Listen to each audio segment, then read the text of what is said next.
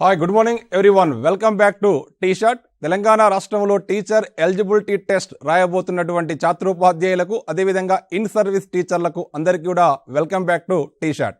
తెలంగాణ రాష్ట్రంలో ఈ ప్రభుత్వం వచ్చిన తర్వాత 5వసారి టెట్ నోటిఫికేషన్ వచ్చిన అంశం మీ అందరికీ తెలిసిందే. ఈ ఏప్రిల్ 30న ఆ యొక్క అప్లికేషన్ ప్రాసెస్ కూడా పూర్తయింది. దాదాపుగా 1,30,000 మంది రేపు జూన్లో రాయబోయేటటువంటి టెట్ రాయబోతున్నారు. మరి ఈ టెట్కి ఎలా ప్రిపేర్ కావాలి, ఈ ఉన్న తక్కువ సమయంలో ఎలా మనం టెట్ క్వాలిఫైడ్ కావాలి? ముఖ్యంగా ఈ తెలంగాణ రాష్ట్రంలో టెట్ 2 రకాల అభ్యర్థులు రాస్తున్నారు. ఒకరు క్వాలిఫైడ్ కోసం, మరొకరు తన యొక్క స్కోర్ ఇంప్రూవ్మెంట్ చేసుకోవాలి. ఎందుకు అంటే ఛాత్రోపాధ్యాయులకు టెట్ యొక్క మార్కులు డిఎస్సిలో 20% వెయిటేజ్ ఉంది కాబట్టి ఒక రకమేమో స్కోర్ పెంచుకోవడం, మరొకరు ఇన్ సర్వీస్ టీచర్లకైతే ప్రధానంగా టెట్ క్వాలిఫైడ్ కావాలి. మరి ఈ టెట్ ఎలా గట్టెక్కాలి, ఎలా గరిష్ట మార్కులు సాధించాలనే అంశం మీద టీ షాట్ వారు నిర్వహిస్తున్నటువంటి ఈ లైవ్ సెషన్కు నాతో పాటు ఇంగ్లీష్ ఎక్స్పర్ట్ సిహెచ్ శ్రీనివాస్ గారు మనతో ఉన్నారు. అదేవిధంగా మ్యాథమెటిక్స్ ఎక్స్పర్ట్ నరేష్ గారు, అదేవిధంగా సోషల్ స్టడీస్ ఎక్స్పర్ట్ చంద్రకాంత్ గారు ఈరోజు లైవ్ సెషన్లో ఉన్నారు. ముఖ్యంగా మనం టెట్ పరిశీలిస్తే ఈ తెలంగాణ రాష్ట్రంలో ఈ ప్రభుత్వం వచ్చిన తర్వాత 6 monthsకి ఒకసారి టెట్ కండక్ట్ చేస్తూ ఉన్నారు. ప్రతి సంవత్సరం జూన్, జూలై, అదేవిధంగా జనవరిలో మన టెట్ నిర్వహిస్తూ ఉన్నారు. 2026కు సంబంధించి తొలి టెట్గా ఈ నోటిఫికేషన్ రావడం జరిగింది. ఈ టెట్ ప్రీవియస్ టెట్తో పోల్చుకుంటే ఎగ్జామ్ ప్యాటర్న్ విధానంలో కానీ, సిలబస్లో కానీ ఎలాంటి మార్పులు లేకుండానే ఎగ్జామ్ కండక్ట్ చేయబోతున్నారు. ఆన్లైన్ విధానంలో ఎగ్జామ్ జరగబోతూ ఉంది. మరి ఒక్కసారి మనం టెట్ యొక్క ఎగ్జామ్ ప్యాటర్న్ ఎలా ఉంటుంది అంటే, తెలంగాణ రాష్ట్రంలో జరిగేటటువంటి టెట్ సీటెట్ ఆధారంగా పేపర్ 1, పేపర్ 2 అనేది నిర్వహిస్తూ ఉంటారు. పేపర్ 1 అనేది డిఈడి అభ్యర్థులతో పాటు హెచ్జిటిగా పనిచేస్తున్నటువంటి టీచర్లు, అదేవిధంగా ఎల్ఎఫ్ఎల్ హెడ్ మాస్టర్గా పనిచేస్తున్న అభ్యర్థులు పేపర్ 1 రాయడానికి అర్హత ఉంటుంది. అదేవిధంగా పేపర్ 2కి వస్తారికే మనకు ప్రధానంగా సోషల్ అండ్ మ్యాథమెటిక్స్ అనే 2 పేపర్లు కండక్ట్ చేస్తున్నారు. మ్యాథ్స్ ఎవరు రాయాలో మీ అందరికీ తెలుసు. Bio science school assistant, physical science school assistant, mathematics school assistant, అదేవిధంగా లాంగ్వేజ్ టీచర్లు ఎవరైనా ఉంటే వాళ్ళు పేపర్ 2 మ్యాథ్స్ రాసుకోవడానికి అవకాశం ఉంది. అదేవిధంగా సోషల్ చూసుకుంటే ప్యూర్గా సోషల్ టీచర్లు, అదేవిధంగా లాంగ్వేజ్ టీచర్లు కూడా ఈ సోషల్ రాయడానికి అర్హత ఉంటుంది. మరి ఈ టెట్లో పేపర్ 1 కానీ, పేపర్ 2 కానీ మనం పరిశీలిస్తే మొత్తం పేపర్ అనేది 5 భాగాలుగా 5 కంటెంట్గా మనకు కనపడుతూ ఉంటుంది. పేపర్ 1, పేపర్ 2లో ఇద్దరికీ కామన్గా మనకు కనపడేటివి 3 టాపిక్స్ అనేవి కామన్గా కనపడుతూ ఉంటాయి. ఒకటి చైల్డ్ డెవలప్మెంట్ పెడగాజీ 30 మార్కులు. అదేవిధంగా మనం పరిశీలిస్తే తెలుగు లాంగ్వేజ్. అయితే ఇక్కడ చాలామందికి డౌట్ ఉంటుంది, అందరికీ తెలుగే ఉంటుందా అంటే ఉండదు. కొద్దిమందికి తెలుగుతో పాటు హిందీ ఉండొచ్చు, ఉర్దూ ఉండొచ్చు, లేదా భారత రాజ్యాంగం గుర్తించిన 22 భాషల్లో ఏదో ఒక లాంగ్వేజ్ ఎంచుకుంటారు. ముఖ్యంగా మన రాష్ట్రంలో అయితే హిందీ టీచర్గా ఎవరైతే పనిచేస్తున్నారో వాళ్ళందరూ హిందీనే ఉంటుంది. ఇంకా అదేవిధంగా మిగిలిన వాళ్ళకైతే తెలుగు అనేది లాంగ్వేజ్ 1గా ఎంపిక చేసుకుంటూ ఉంటారు. అదేవిధంగా కన్నడం, తమిళం ఇలాంటి ఆ ప్రాంతాల్లో ఉన్న వాళ్ళు మరాఠీ కూడా ఎంచుకునే ఛాన్స్ అనేది ఉంది. ముఖ్యంగా మనం ప్రీవియస్ టెట్ని పరిశీలిస్తే హిందీ, అదేవిధంగా ఉర్దూ, అదేవిధంగా తెలుగు ఈ లాంగ్వేజ్ 1గా ఈ 3 సబ్జెక్ట్ నుంచే అభ్యర్థులు ఎంచుకోవడం జరిగింది. కొద్దిమంది మాత్రం సంస్కృతాన్ని కూడా ఎంచుకున్నారు.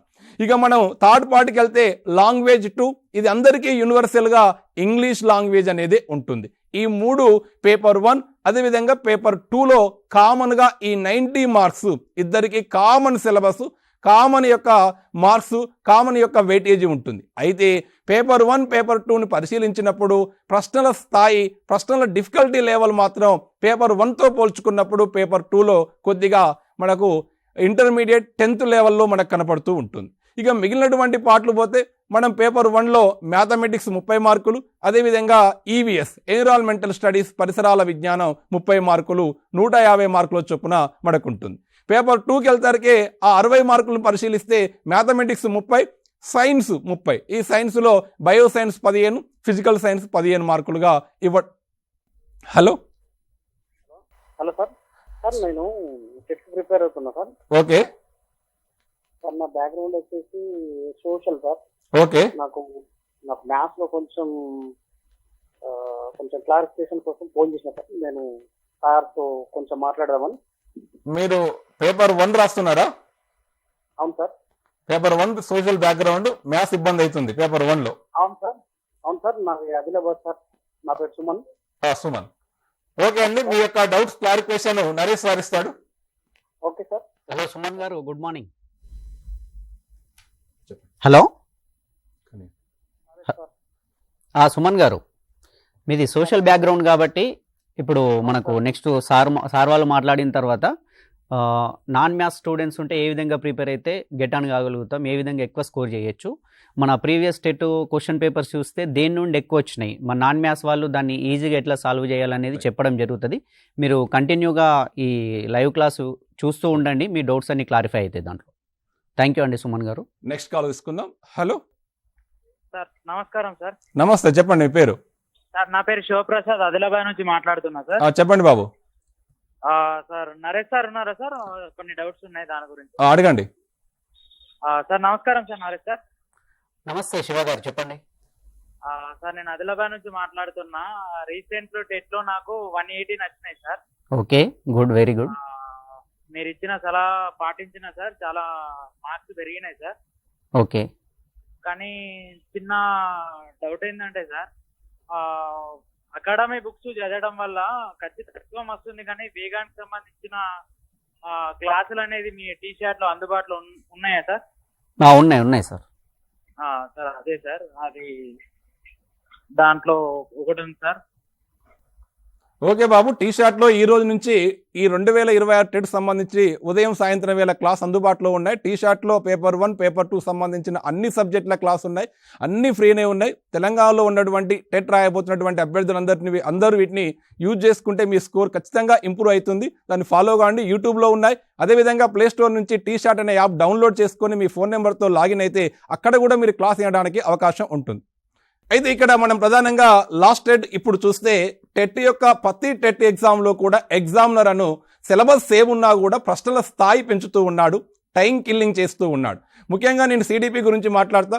చైల్డ్ డెవలప్మెంట్ పెడగాజీ అనేది పేపర్ 1 పేపర్ 2కు ఇద్దరికీ కామన్గా ఉన్నటువంటి సిలబస్ అయినా మనం గత 4 టెట్లను పరిశీలిస్తే ప్రతి సెషన్లో ఎగ్జామినర్ తన యొక్క డిఫికల్టీ లెవెల్ పెంచుకుంటూ పోతున్నాడు. చిన్న ప్రశ్నే, తెలిసిన ప్రశ్నే, కాన్సెప్ట్ ఉన్నట్టు ప్రశ్నే, కానీ ఎగ్జామ్లో ఎగ్జాంపుల్తో ఇవ్వడంతోనే, క్వశ్చన్ లెంత్ పెద్దగా ఇవ్వడంతోనే అభ్యర్థులు చాలా ఇబ్బంది పడుతున్నారు. అయినా కూడా దీనికి మీరు ఏదైతే చైల్డ్ డెవలప్మెంట్ పెడగాజీలో మనం 3 పార్ట్లుగా డివైడ్ చేస్తూ ఉంటాం. ఒకటి శిశు వికాసము అంటాం. ఈ శిశు వికాసంలో మనం ప్రీవియస్లో కూడా మాట్లాడుకున్నాం. గన్ షాట్గా పడేటటువంటి టాపిక్స్ కొన్ని ఉంటాయి. పెరుగుదల వికాస సూత్రాల మీద ప్రతి సెషన్లో మనకు ప్రశ్న వచ్చింది. ఒక 10 సూత్రాలు ఉంటాయి. ఆ 10 సూత్రాలు ఉన్నట్టు నేర్చుకోవడమే కాకుండా వాటిని తరగతి గది వైపు కానీ పిల్లవాని పెరుగుదల వికాసం మీద అనువర్తనం చేస్తే ఖచ్చితంగా మనం ఒక బిట్ చేస్తాం. ఇది చేయాలి అంటే ఈ లైవ్ చూస్తున్నటువంటి ప్రతి అభ్యర్థి చెప్తున్నాను, మీరు ప్రీవియస్ పేపర్లను ఒకసారి పరిశీలించకుండా ప్రిపరేషన్ స్టార్ట్ చేయకండి. ఎందుకు? ప్రీవియస్ పేపర్లను పరిశీలిస్తే ఎగ్జామినర్ ఏమడుగుతున్నాడు, మనం ఏమి నేర్చుకున్నాము, ప్రశ్న మనం ఎలా అర్థమవుతుంది, దానికి ఎలా ఆన్సర్ మనం చేయగలుగుతాము, మనకున్న ప్రీవియస్ నాలెడ్జ్ ఏంది, ఎగ్జామినర్ మన నుంచి ఆశించింది ఏంటి, అప్లికేషన్ ప్రశ్నలో ఎలా వస్తుందనే అవగాహన మనకు ఏర్పడుతుంది. కాబట్టి మనకు టీ షార్ట్లో కానీ అదేవిధంగా మనకు గవర్నమెంట్ సైట్ టీజీ టెట్ మీరు కొడితే గూగుల్లో అక్కడ ప్రీవియస్ పేపర్లు విత్ మాస్టర్ కీతో మీకు కనపడుతూ ఉంటాయి. ఒక్కసారి ఆ పేపర్లు చూడండి. మరి ఈ యొక్క శిశు వికాసంలో మనం వికాస సూత్రాలతో పాటు వికాస సిద్ధాంతాలు చాలా ఇంపార్టెంట్. జీన్ ఫియాజే కావచ్చు, ఎరిక్సన్ కావచ్చు, కోల్బర్గ్ కావచ్చు, కార్ల్ రోజర్స్ కావచ్చు, భాషా వికాస్ సిద్ధాంతం తీసుకొచ్చిన చోమ్స్కీ కావచ్చు, ఈ 5 సిద్ధాంతాల మీద ప్రతి సెషన్లో 2 ప్రశ్నలు మనం ప్రీవియస్ పేపర్లను పరిశీలిస్తే ఖచ్చితంగా కనపడుతున్నాయి. కానీ హలో చెప్పండి, మీ పేరు? సార్ నా పేరు కృష్ణ సార్. కృష్ణ గారు చెప్పండి, ఎక్కడి నుంచి మాట్లాడుతున్నారు? సార్ నా అమ్మమ్మ సార్ శ్రీనివాస్ ఉన్నారు సార్, ఇంగ్లీష్. రైట్, ఉన్నాడు, అడగండి. Hello sir. హలో, చెప్పండి కృష్ణ గారు. సార్ కొంచెం ఇంగ్లీష్ ప్లాన్ చెప్తారా సార్, కొంచెం ఎలా ప్రిపేర్ కావాలి క్వశ్చన్ పేపర్? ఓకే అండి, కృష్ణ గారు, మీరు ఇంగ్లీష్కి సంబంధించినటువంటి ప్రిపరేషన్ స్ట్రాటజీ ఎలా ప్రిపేర్ కావాలని అడిగారు. తప్పకుండా ఈ సెషన్ని మీరు చూస్తూ ఉండండి. తప్పకుండా నెక్స్ట్ సిడిపి తర్వాత ఇంగ్లీష్ ప్రిపరేషన్కి సంబంధించినటువంటి టిప్స్ కావచ్చు, అలాగే సిలబస్ కవరేజ్ అంతా కూడా మీకు డీటెయిల్గా ఎక్స్ప్లెయిన్ చేయడం జరుగుతుంది. ముందుగా సిడిపికి సంబంధించినటువంటి తప్పకుండా మీకు అడిగినటువంటి ప్రశ్నకి సమాధానం వస్తుంది.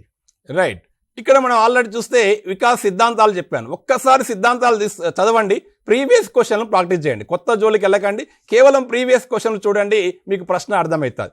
అదేవిధంగా వికాసంలో ఉన్నటువంటి దశలు, శైశవ దశ కావచ్చు, బాల్య దశ, కౌమార దశ, ఈ మూడింటికి బాగా ఇంపార్టెంట్ ఇవ్వండి. ఎందుకు ఈ మూడింటికి ఇవ్వాలి అంటే ఆ దశలో ఉన్న పిల్లవాడే మీ ముందుంటాడు.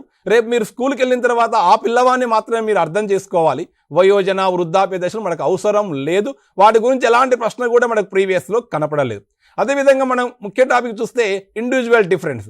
ఈ ఇండివిజువల్ డిఫరెన్స్లో ప్రజ్ఞ, ఈ ప్రజ్ఞ మీద ఖచ్చితంగా మనకు ప్రశ్న వస్తుంది. ఈ ప్రజ్ఞ సిద్ధాంతాల్లో కూడా emotional intelligent very very important. దీని నుంచి ప్రతి సెషన్లో మనం క్వశ్చన్ అనేది చూస్తూ వచ్చాం. ఎమోషనల్ ఇంటెలిజెన్స్ బాగా ఫోకస్ చేయండి. అదేవిధంగా ప్రజ్ఞ పరీక్షలు, శాబ్దిక, అశాబ్దిక, సామూహిక, వ్యక్తిగత, ఏ పరీక్ష ఏ గ్రూప్ కిందికి వస్తుందనే అంశాన్ని కూడా ఒక్కసారి పరిశీలించుకోండి. మ్యాచింగ్లో ఎగ్జామినర్ అడుగుతూ ఉన్నాడు. అదేవిధంగా ఈ ఇండివిజువల్ డిఫరెన్స్లో సహజ సామర్థ్యాలు, చిన్న టాపిక్, ఖచ్చితంగా ప్రశ్న అడుగుతున్నాడు. అది కూడా ఇద్దరు పిల్లల్ని కానీ, స్కూల్లో ఉన్న పిల్లవాడిని కానీ, సమాజంలో ఉన్న ఒక విద్యార్థిని తీసుకొని ఒక ఎగ్జాంపుల్తో ప్రశ్న అడుగుతూ ఉన్నాడు. భవిష్యత్తులో పిల్లవాడు ఏమి కావాలో తెలవక ఒక తల్లి ఒక కౌన్సిలింగ్ నిపుణుని దగ్గరికి తీసుకెళ్ళింది. ఆ కౌన్సిలింగ్ నిపుణుడు ఆ విద్యార్థిని ఏమి పరిశీలిస్తాడు అని చెప్పి మనకు ప్రీవియస్లో అడిగింది. ఒక వ్యక్తి భవిష్యత్తులో ఏ రంగంలో రాణించగలడో సూచించేదే సహజ సామర్థ్యము అంటాం. ఇట్లా ఎగ్జాంపుల్తో మాత్రమే ఎగ్జామినర్ క్వశ్చన్ని అది ఫేమ్ చేస్తూ ఉన్నాడు కాబట్టి ప్రీవియస్ క్వశ్చన్లు చూడండి. అదేవిధంగా ఆలోచన, అలవాటు, క్రియేటివిటీ, వైఖరి, వీటి మీద కూడా కొన్ని సెషన్లలో క్వశ్చన్స్ అనేవి రావడం జరుగుతుంది. అదేవిధంగా మనం పరిశీలిస్తే వ్యక్తి అధ్యయన పద్ధతులు, ఈ సిడిపిలో పేపర్ 1, పేపర్ 2లో కంపల్సరీగా వచ్చేటటువంటి ప్రశ్న, గన్ షాట్ ప్రశ్న. ఈ యొక్క స్టడీస్, వ్యక్తి అధ్యయన పద్ధతిలో మనం అంత పరిశీలన కావచ్చు, ప్రయోగ పద్ధతి కావచ్చు, కేస్ స్టడీ కావచ్చు, ఈ పద్ధతుల మీద ఖచ్చితంగా ఎగ్జామినర్ ఒక ప్రశ్న అడుగుతూ ఉన్నాడు. చరాలు కానీ, దాంట్లో ఉన్నటువంటి లాంగ్ మెథడ్ కానీ, ఈ పద్ధతుల మీద క్వశ్చన్ అడుగుతూ ఉన్నాడు. అది కూడా నేరుగా ఇవ్వడు, ఎగ్జాంపుల్తోనే అడుగుతున్నాడు. అవి కూడా ఒక్కసారి ఉన్నది ఉన్నట్టు నేర్చుకోవడమే కాకుండా నేర్చుకున్న అంశాన్ని అనువర్తనం మనం ఎలా చేయగలం, అప్లికేషన్ ఇస్తే ఎలా ఆన్సర్ చేయగలం అనే అంశానికి ఇంపార్టెంట్ ఇవ్వండి. అదేవిధంగా పర్సనాలిటీ, మనకు తెలంగాణ సిలబస్లో పర్సనాలిటీ సిద్ధాంతాలు లేవు, కానీ ఇక్కడ మనకు సిగ్మెంట్ ఫ్రాయిడ్ థియరీ మీద అప్పుడప్పుడు క్వశ్చన్ అడుగుతున్నాడు. పర్సనాలిటీ లక్షణాల మీద ఇక్కడ అభ్యర్థులు మరో అంశం గుర్తుపెట్టుకోండి. నేను ఇంతకుముందు మాట్లాడినటువంటి టాపిక్లో ఇంటెలిజెంట్ కానీ, సహజ సామర్థ్యం కానీ, వైఖరి కానీ, ఆలోచన కానీ, అలవాట్లు కానీ, మూర్తిమత్వం కానీ, లక్షణాల మీద ఎగ్జామినర్ క్వశ్చన్ అడుగుతున్నాడు. చాలామందిని స్కిప్ చేస్తున్నారు. ఈ కింది వానిలో వైఖరి లక్షణం కానిది, లేదా ఈ కింది వానిలో ఆలోచనకు సంబంధించింది సరికానిది, నాటు పదే చెప్తా ఉంటాడు. ఎక్కడో ఎగ్జామినరు చిన్న అంశాన్ని మార్చి కన్ఫ్యూజ్ చేస్తాడు. చెయ్యునది, చెయ్యనిది, రాయునది, రాయనిది, పేర్కొనని, అనుకూల, అననుకూల, సరితూగనిది, సరిపోలనిది. అచ్చమైన తెలుగు కన్నా పైన ఇంగ్లీష్ చూడండి క్వశ్చన్. ఎందుకంటే అక్కడ not, did not, why not, can not ఏదో ఒక నాటు ఉంటుంది. నెగిటివ్ కోణానికి నాటు పెడతాడు, పాజిటివ్ కోణానికి నాటు పెట్టడు. కాబట్టి మీరు ఎంత చదివినా ఆ టైంలో దాన్ని అర్థం చేసుకోవాలి అంటే ఖచ్చితంగా ఇంగ్లీష్లో కూడా క్వశ్చన్ చూడాలి.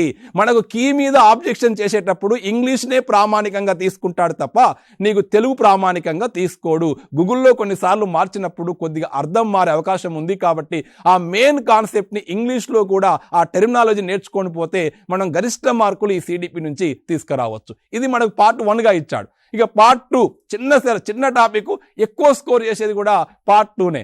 లెర్నింగ్, అభ్యసనం అంటే ఏంది, అభ్యసన లక్షణాలు, అభ్యసనం యొక్క స్వభావము, అభ్యసనం యొక్క రేఖలు, అభ్యసనంలో ఉన్న పీఠభూమి దశలు, అభ్యసన సిద్ధాంతాలు, ప్రధానంగా ప్రవర్తనవాద సిద్ధాంతాలు, అదేవిధంగా అంతర్జు సిద్ధాంతాలు, పరిశీలన సిద్ధాంతాలు, నిర్మాణాత్మక సిద్ధాంతాలు, జ్ఞాన సిద్ధాంతాలు. ఈ సిద్ధాంతాల మీద ప్రతి సెషన్లో 3 ప్రశ్నలు మనకు కనపడుతూ ఉన్నాయి. అది ప్రవర్తనవాదంలో మనకు తారండైక్ కావచ్చు, పావ్లోవ్ కావచ్చు, స్కిన్నర్ కావచ్చు. అదేవిధంగా అంతర్దృష్టి మీకు మనం అందరికీ తెలిసిందే గెస్టల్ వాదం. అదేవిధంగా పరిశీలన, ఆల్ఫ్రెడ్ బండోరా మోడల్ నమూనా థియరీ, అది కూడా బాగా ఇంపార్టెంట్. కన్ఫ్యూజ్ చేస్తూ ఉంటాడు. నేను మళ్ళా చెప్తున్నా, సిద్ధాంతాలు చదివినట్టు కాకుండా ప్రీవియస్ పేపర్ దగ్గర పెట్టుకొని ఎగ్జామినర్ ఏ కోణంలో అడుగుతున్నాడు. చిన్న ఎగ్జాంపుల్ చెప్తా చూడండి. ఇంట్లో పెద్ద కూతురు ఇల్లు శుభ్రం చేస్తుంది. Last year previous question. పెద్ద కూతురు ఇంటిని శుభ్రం చేస్తుంది. బయటికి నుంచి వచ్చినటువంటి తల్లి ఆ పెద్ద కూతురుని మెచ్చుకుంది, నువ్వు మంచి పని చేస్తున్నావు, నాకు హెల్ప్ చేస్తున్నావు అని. అది చూసిన చిన్న కూతురు ఇంతకుముందు ఎప్పుడు కూడా ఇంటి పని చేసేది కాదు, కానీ మరుసటి దినం నుంచి ఆ చిన్న కూతురు కూడా తల్లికి ఇంటి పనిలో సహాయపడుతుంది. అని ఇచ్చి పై వాక్యంలో ఉన్న సిద్ధాంతాన్ని గుర్తించండి అన్నాడు. అందరూ కార్యసాధక పెట్టారు, కానీ పరిశీలన సిద్ధాంతం. తల్లి అక్కని మెచ్చుకోవడం చూసినటువంటి చెల్లె తాను కూడా చేస్తే మెచ్చుకుంటుందేమో అని చెప్పి ఆ పని స్టార్ట్ చేసింది.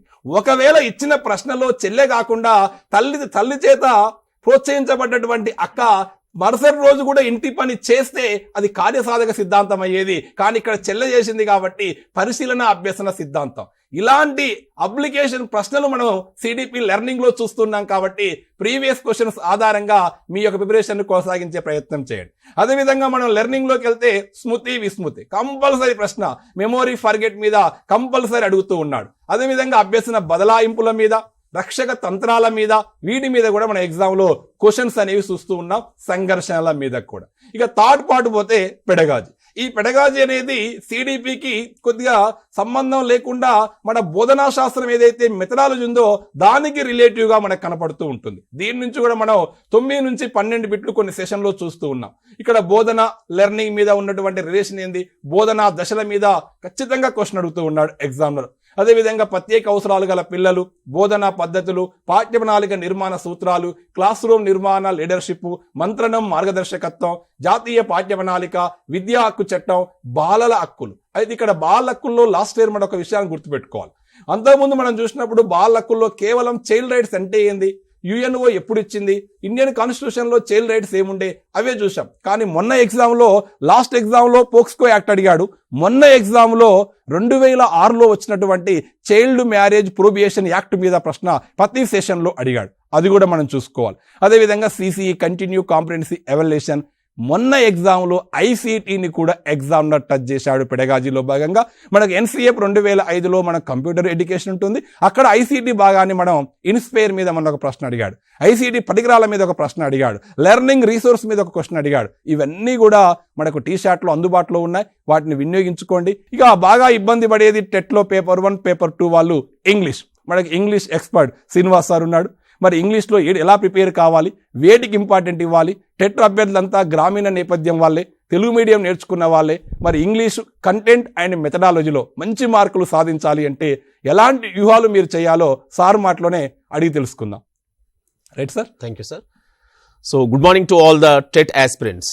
మరి ఉపాధ్యాయ వృత్తిలోకి అడుగు పెట్టాలనుకునే ప్రతి ఒక్క అభ్యర్థి కూడా టెట్ అనేది ఒక మొదటి మెట్లు లాంటిది. మరి ఈ మొదటి మెట్లో మంచి మార్క్స్ను సాధించాలంటే తప్పకుండా ఇంగ్లీష్ నుండి వచ్చేటువంటి మార్క్స్ కీలకంగా మారతాయి.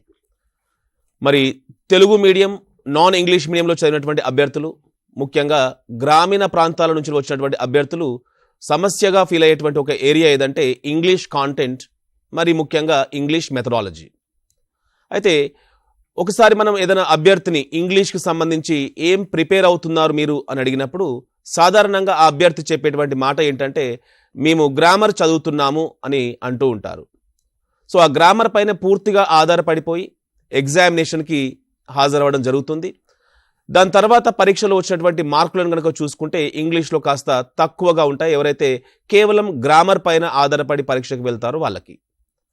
సరే, మరి అసలు ఇంగ్లీష్ కాంటెంట్లో మంచి మార్కులు సాధించాలంటే ఏ అంశాలపైన ఫోకస్ చేస్తూ చదవాలి, వేటికి ఎగ్జామినేషన్లో ప్రయారిటీ ఇస్తున్నారు, కేవలం సిలబస్లో ఇవ్వబడినటువంటి అంశాలపైనే ప్రశ్నలు వస్తున్నాయా, లేదా సిలబస్కి అనుబంధంగా ఉండేటువంటి మిగతా టాపిక్స్ పైన కూడా ప్రశ్నలు ఇస్తున్నారా అనేటువంటి విషయాల్ని మనం తెలుసుకోవాలి. అయితే మీకున్నటువంటి ఒక అపోహ గ్రామర్ నుండి మాత్రమే ఇంగ్లీష్లో ప్రశ్నలు వస్తాయి అనేటువంటిది నిజంగా అది ఒక పెద్ద అపోహ మాత్రమే. మీరు ఇంగ్లీష్ కాంటెంట్లో మంచి మార్క్స్ని సాధించాలి అంటే ఇంగ్లీష్ కాంటెంట్ని మీరు 5 పార్ట్స్గా 5 భాగాలుగా చేసి చదువుకోండి. తప్పకుండా నేను చెప్పినట్టు చదివితే మంచి మార్క్స్ వస్తాయి. సో ఆ 5 సెగ్మెంట్స్లో వచ్చేసి the very first segment is vocabulary. చాలామంది అభ్యర్థులు వొకాబ్యులరీ అనగానే భయపడిపోవడం, దాన్ని సరిగా చదవకపోవడం, చదివినా కూడా ఎలా చదవాలి, ఎక్కడి నుండి చదవాలో తెలియకపోవడం అనేటువంటిది చాలా ఇబ్బంది పడుతూ ఉంటారు. సో మరి ముందుగా మనం వొకాబ్యులరీ అనేటువంటి అంశంతో మొదలు పెడదాం. ఈ వొకాబ్యులరీ నుండి సుమారుగా 5 ప్రశ్నలు ప్రతి టెట్ పరీక్షలో అడుగుతున్నారు. అది పేపర్ 1 కావచ్చు, పేపర్ 2 కావచ్చు. మరి సిలబస్లో మనకి వొకాబ్యులరీకి సంబంధించి కేవలం 4 అంశాల యొక్క పేర్లు మాత్రమే ఇచ్చారు.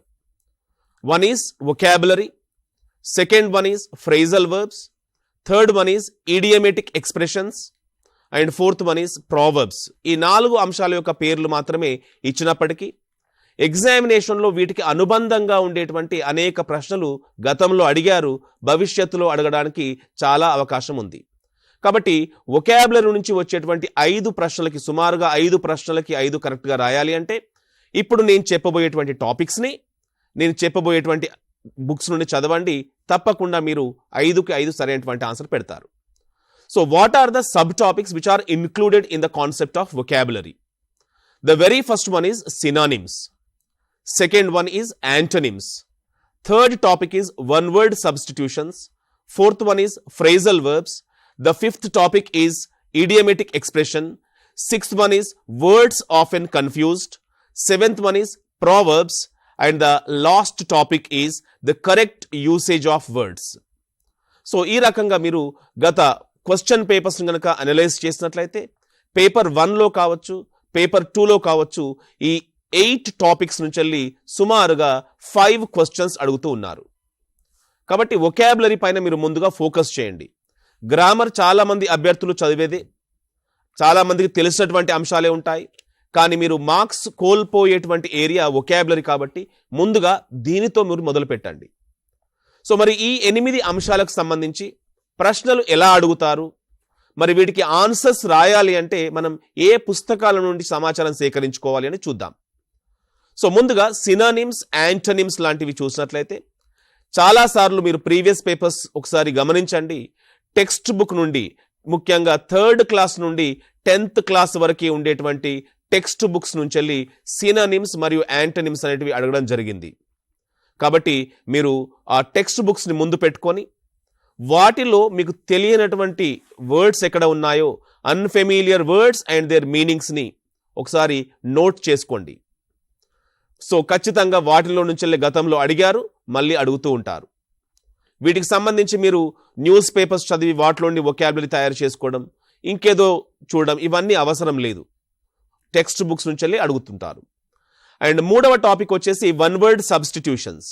ఇది సిలబస్లో ఎక్కడా మెన్షన్ చేయబడలేదు, కానీ మీరు ఒకసారి ప్రీవియస్ క్వశ్చన్ పేపర్స్ని అబ్జర్వ్ చేయండి.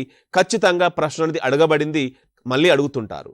వీటికి సంబంధించి 7th క్లాస్ టెక్స్ట్ బుక్లో, అలాగే 10th క్లాస్ ఇంగ్లీష్ టెక్స్ట్ బుక్లో ఇచ్చినటువంటి వన్ వర్డ్ సబ్స్టిట్యూషన్స్ మీకు ఎగ్జామ్కి సరిపోతాయి. సుమారుగా 60 to 70 వన్ వర్డ్ సబ్స్టిట్యూట్స్ ఉంటాయి. వాటిల్లో నుంచి ఖచ్చితంగా మీరు రాయబోయే ఎగ్జామ్లో ఒక వర్డ్ ఉంటుంది.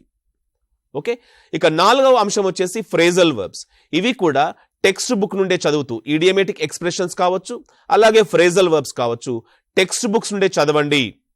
అలాగే ఏవైతే దైనందిన జీవితంలో ఎవ్రీడే లైఫ్లో యూజ్ చేస్తామో ఆ ఫ్రేజల్ వర్బ్స్ని, అలాగే అలాంటి ఇడియమేటిక్ ఎక్స్ప్రెషన్స్ని మీరు ఒకసారి నోట్ చేసుకోండి. ఖచ్చితంగా మీరు ఎగ్జామ్లో అడగబోయేటువంటి ప్రశ్నలకు ఆన్సర్ చేస్తారు.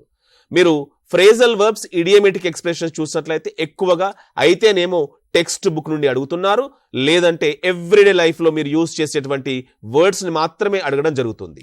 సో హలో హలో చెప్పండి, sir good morning sir. Maths సంబంధించిన అడగండి. సార్ ఇప్పుడు కర్ణీయ సంఖ్యలను భిన్నాలకు మార్చుకునే విధానంలో కొంచెం ఇబ్బందిగా అవుతుంది సార్. దాని గురించి క్లారిఫికేషన్ ఇస్తామని చెప్పేసి. ఓకే, నరేష్ సార్ ఇస్తాడు మీకు. హలో మాట్లాడండి. హలో శ్రీకాంత్ గారు, గుడ్ మార్నింగ్ సార్. అకర్ణీయ సంఖ్యల్ని భిన్నాల్లోకి మార్చుకోవాలంటే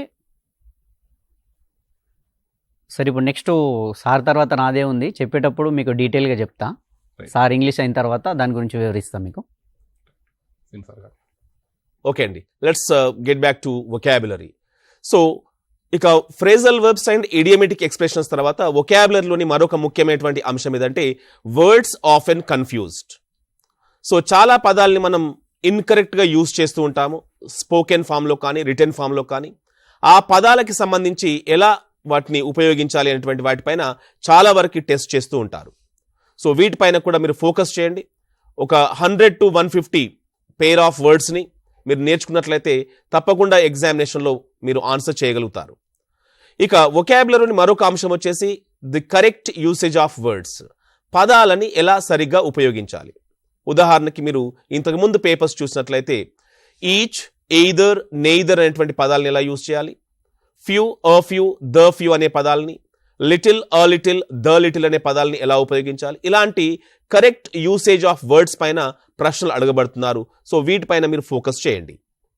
ఇక వొకాబులరీలో మరొక అంశం వచ్చేసి ది ప్రావర్బ్స్. ఒక ప్రావర్బ్ ఇచ్చేసి దాని యొక్క అర్థం ఏంటని కానీ, లేదా 4 స్టేట్మెంట్స్ ఇచ్చి ఇందులో కరెక్ట్ ఆర్ ఇన్కరెక్ట్ ప్రావర్బ్ ఏంటని కానీ ప్రశ్నలు అడుగుతూ ఉంటారు. కాబట్టి మీరు ఈ 8 అంశాలపైన ఫోకస్ చేస్తే 5 క్వశ్చన్స్ వరకు సరిగ్గా ఆన్సర్ చేయగలుగుతారు. వీటన్నిటికీ సోర్స్ వచ్చేసి టెక్స్ట్ బుక్లో ఇవ్వబడినటువంటి వొకాబులరీ సెక్షన్ లేదా టెక్స్ట్ బుక్లో ఇవ్వబడినటువంటి గ్లాసరీ, వాటిపైన ఆధారపడండి.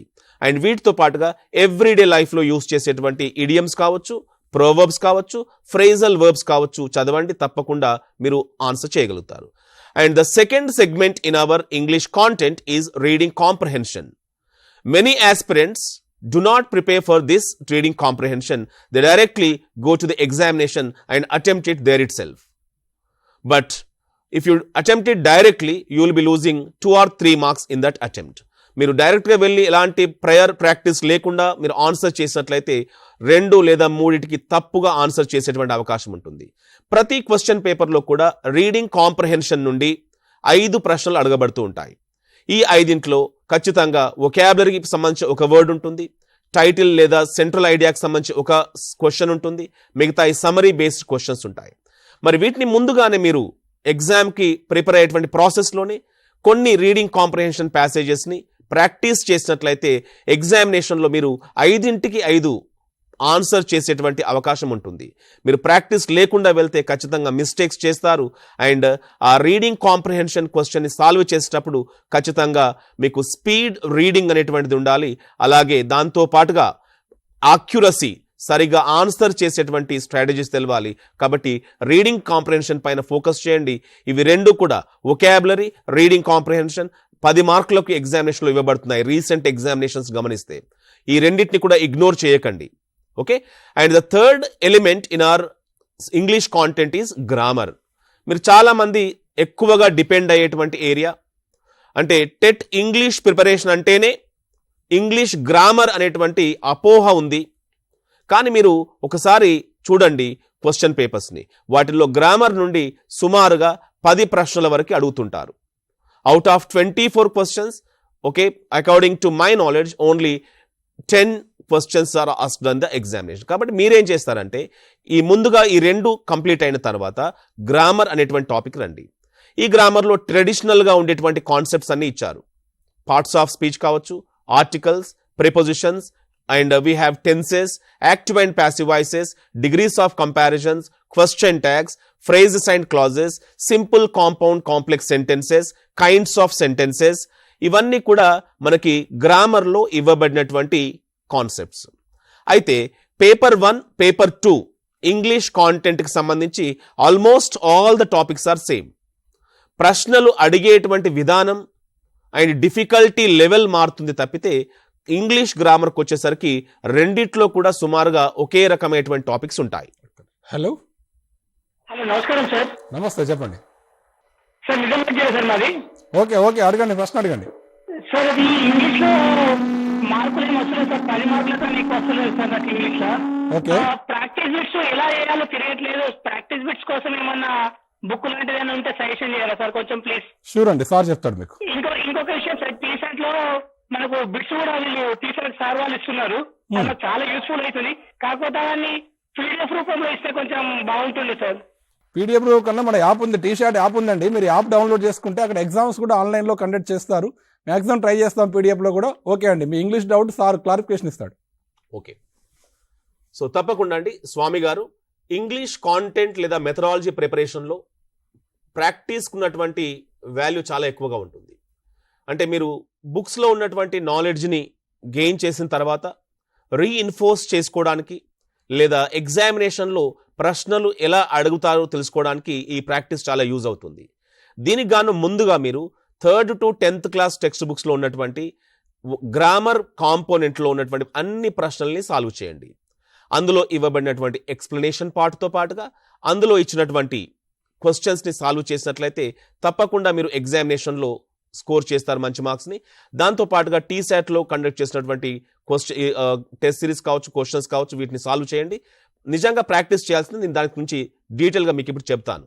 Okay, right. సో మరి గ్రామర్లో అడిగేటువంటి 10 ప్రశ్నలు కూడా మీకు సిలబస్లో ఇవ్వబడినటువంటి అంశాల నుంచి, అదేవిధంగా దానికి అనుబంధంగా ఉండేటువంటి మరికొన్ని టాపిక్స్ నుంచి కూడా అడుగుతూ ఉంటారు. ఉదాహరణకి మీరు టెన్సెస్ అనేటువంటి టాపిక్కి ప్రిపేర్ అవుతుంటారు, కానీ దానికి రిలేటెడ్గా ఉండేటువంటి సబ్జెక్ట్ వర్బ్ అగ్రిమెంట్ అనేటువంటి టాపిక్ కావచ్చు, అలాగే ఇఫ్ క్లాజెస్ లేదా కండిషనల్ స్టేట్మెంట్స్ కావచ్చు, వాటిని ఇగ్నోర్ చేస్తూ ఉంటారు. గమనించండి మీరు ప్రీవియస్ క్వశ్చన్ పేపర్స్ని, వాటిపైన కూడా ప్రశ్నలు అడుగుతున్నారు. సో ఇలా సబ్జెక్ట్కి అంటే ఒక టాపిక్కి అనుబంధంగా ఉండేటువంటి అంశాలపైన ఫోకస్ చేయాలి. అదేవిధంగా పార్ట్స్ ఆఫ్ స్పీచ్ తీసుకున్నట్లయితే మీరు ఇక్కడ చాలా మంది అభ్యర్థులు కూడా identification of the parts of speech, వాటిని గుర్తించడం అనేటువంటి అంశం వరకు వచ్చి ఆగిపోతుంటారు. కానీ ఎగ్జామినేషన్లో వచ్చేటువంటి ప్రశ్నలు మాత్రం, ఉదాహరణకి నౌన్స్ తీసుకున్నట్లయితే నౌన్స్లో జెండర్ ఆఫ్ నౌన్స్ పైన ప్రశ్నలు అడుగుతుంటారు, లేదా సింగులర్ అండ్ ప్లూరల్ నౌన్స్కి సంబంధించిన ఐడెంటిఫికేషన్ అడుగుతుంటారు, and countable and uncountable nouns పైన క్వశ్చన్స్ అడుగుతుంటారు. కాబట్టి ఒక పార్ట్ ఆఫ్ స్పీచ్ చదివేటప్పుడు దానికి రిలేటెడ్గా, దానికి అనుబంధంగా ఉండేటువంటి అన్ని అంశాలపైన, including the prefixes or suffixes related to that part of speech, ఆ పార్ట్ ఆఫ్ స్పీచ్కి సంబంధించినటువంటి ప్రిఫిక్సెస్, సఫిక్సెస్ పైన కూడా ఫోకస్ చేయాలి. మీరు గతంలో గనక చూసినట్లయితే ఉదాహరణకి which part of speech ends with the suffix E N C E or A N C E. So ఈ సఫిక్స్తో ఎండ్ అయ్యేటువంటి పదాన్ని ఏ పార్ట్ ఆఫ్ స్పీచ్ అంటాము అని అడిగాడు. ఓకే, అవి నౌన్స్ అవుతాయి. మరొక ఎగ్జామినేషన్లో ఓయుఎస్ అనేటువంటి సఫిక్స్తో ఎండ్ అయ్యేటువంటి వర్డ్కి పార్ట్ ఆఫ్ స్పీచ్ ఏంటి అని అడిగాడు. అలాగే సింగులర్ ప్లూరల్ యొక్క ఫార్మేషన్ గురించి క్వశ్చన్స్ అడగబడ్డాయి. అలాగే వర్బ్స్ మరియు అడ్వర్బ్స్ యొక్క కరెక్ట్ యూసేజ్ పైన కూడా ప్రశ్నలు అడగబడుతున్నాయి. కాబట్టి ఇట్లా ఒక టాపిక్ చదివేటప్పుడు దానికి అనుబంధంగా ఉండేటువంటి మరికొన్ని టాపిక్స్ని కూడా మీరు చదవాల్సి ఉంటుంది. క్లాజెస్ అనేటువంటి టాపిక్ నేర్చుకునేటప్పుడు చాలా మంది అభ్యర్థులు కూడా noun clause, adjective class, adverb class మాత్రమే చదువుతుంటారు. కానీ అందులో ఉండేటువంటి సబ్ టైప్స్ కూడా మీరు చదవాలి. ఉదాహరణకి క్లాజెస్తో పాటుగా finite clauses and non finite క్లాజెస్ని చదవాల్సి ఉంటుంది.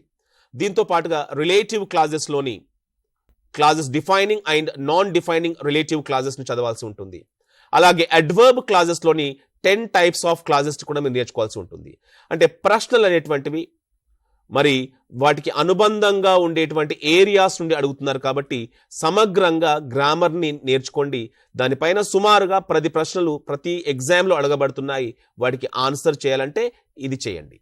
ఓకే, అండ్ దీంతో పాటుగా నెక్స్ట్ కాంపోనెంట్ వచ్చేసి ఇప్పటి వరకు మనం వొకాబులరీ చూసాము, రీడింగ్ కాంప్రహెన్షన్ చూసాము, గ్రామర్కి సంబంధించి తెలుసుకున్నాము. And the 4th component is the composition.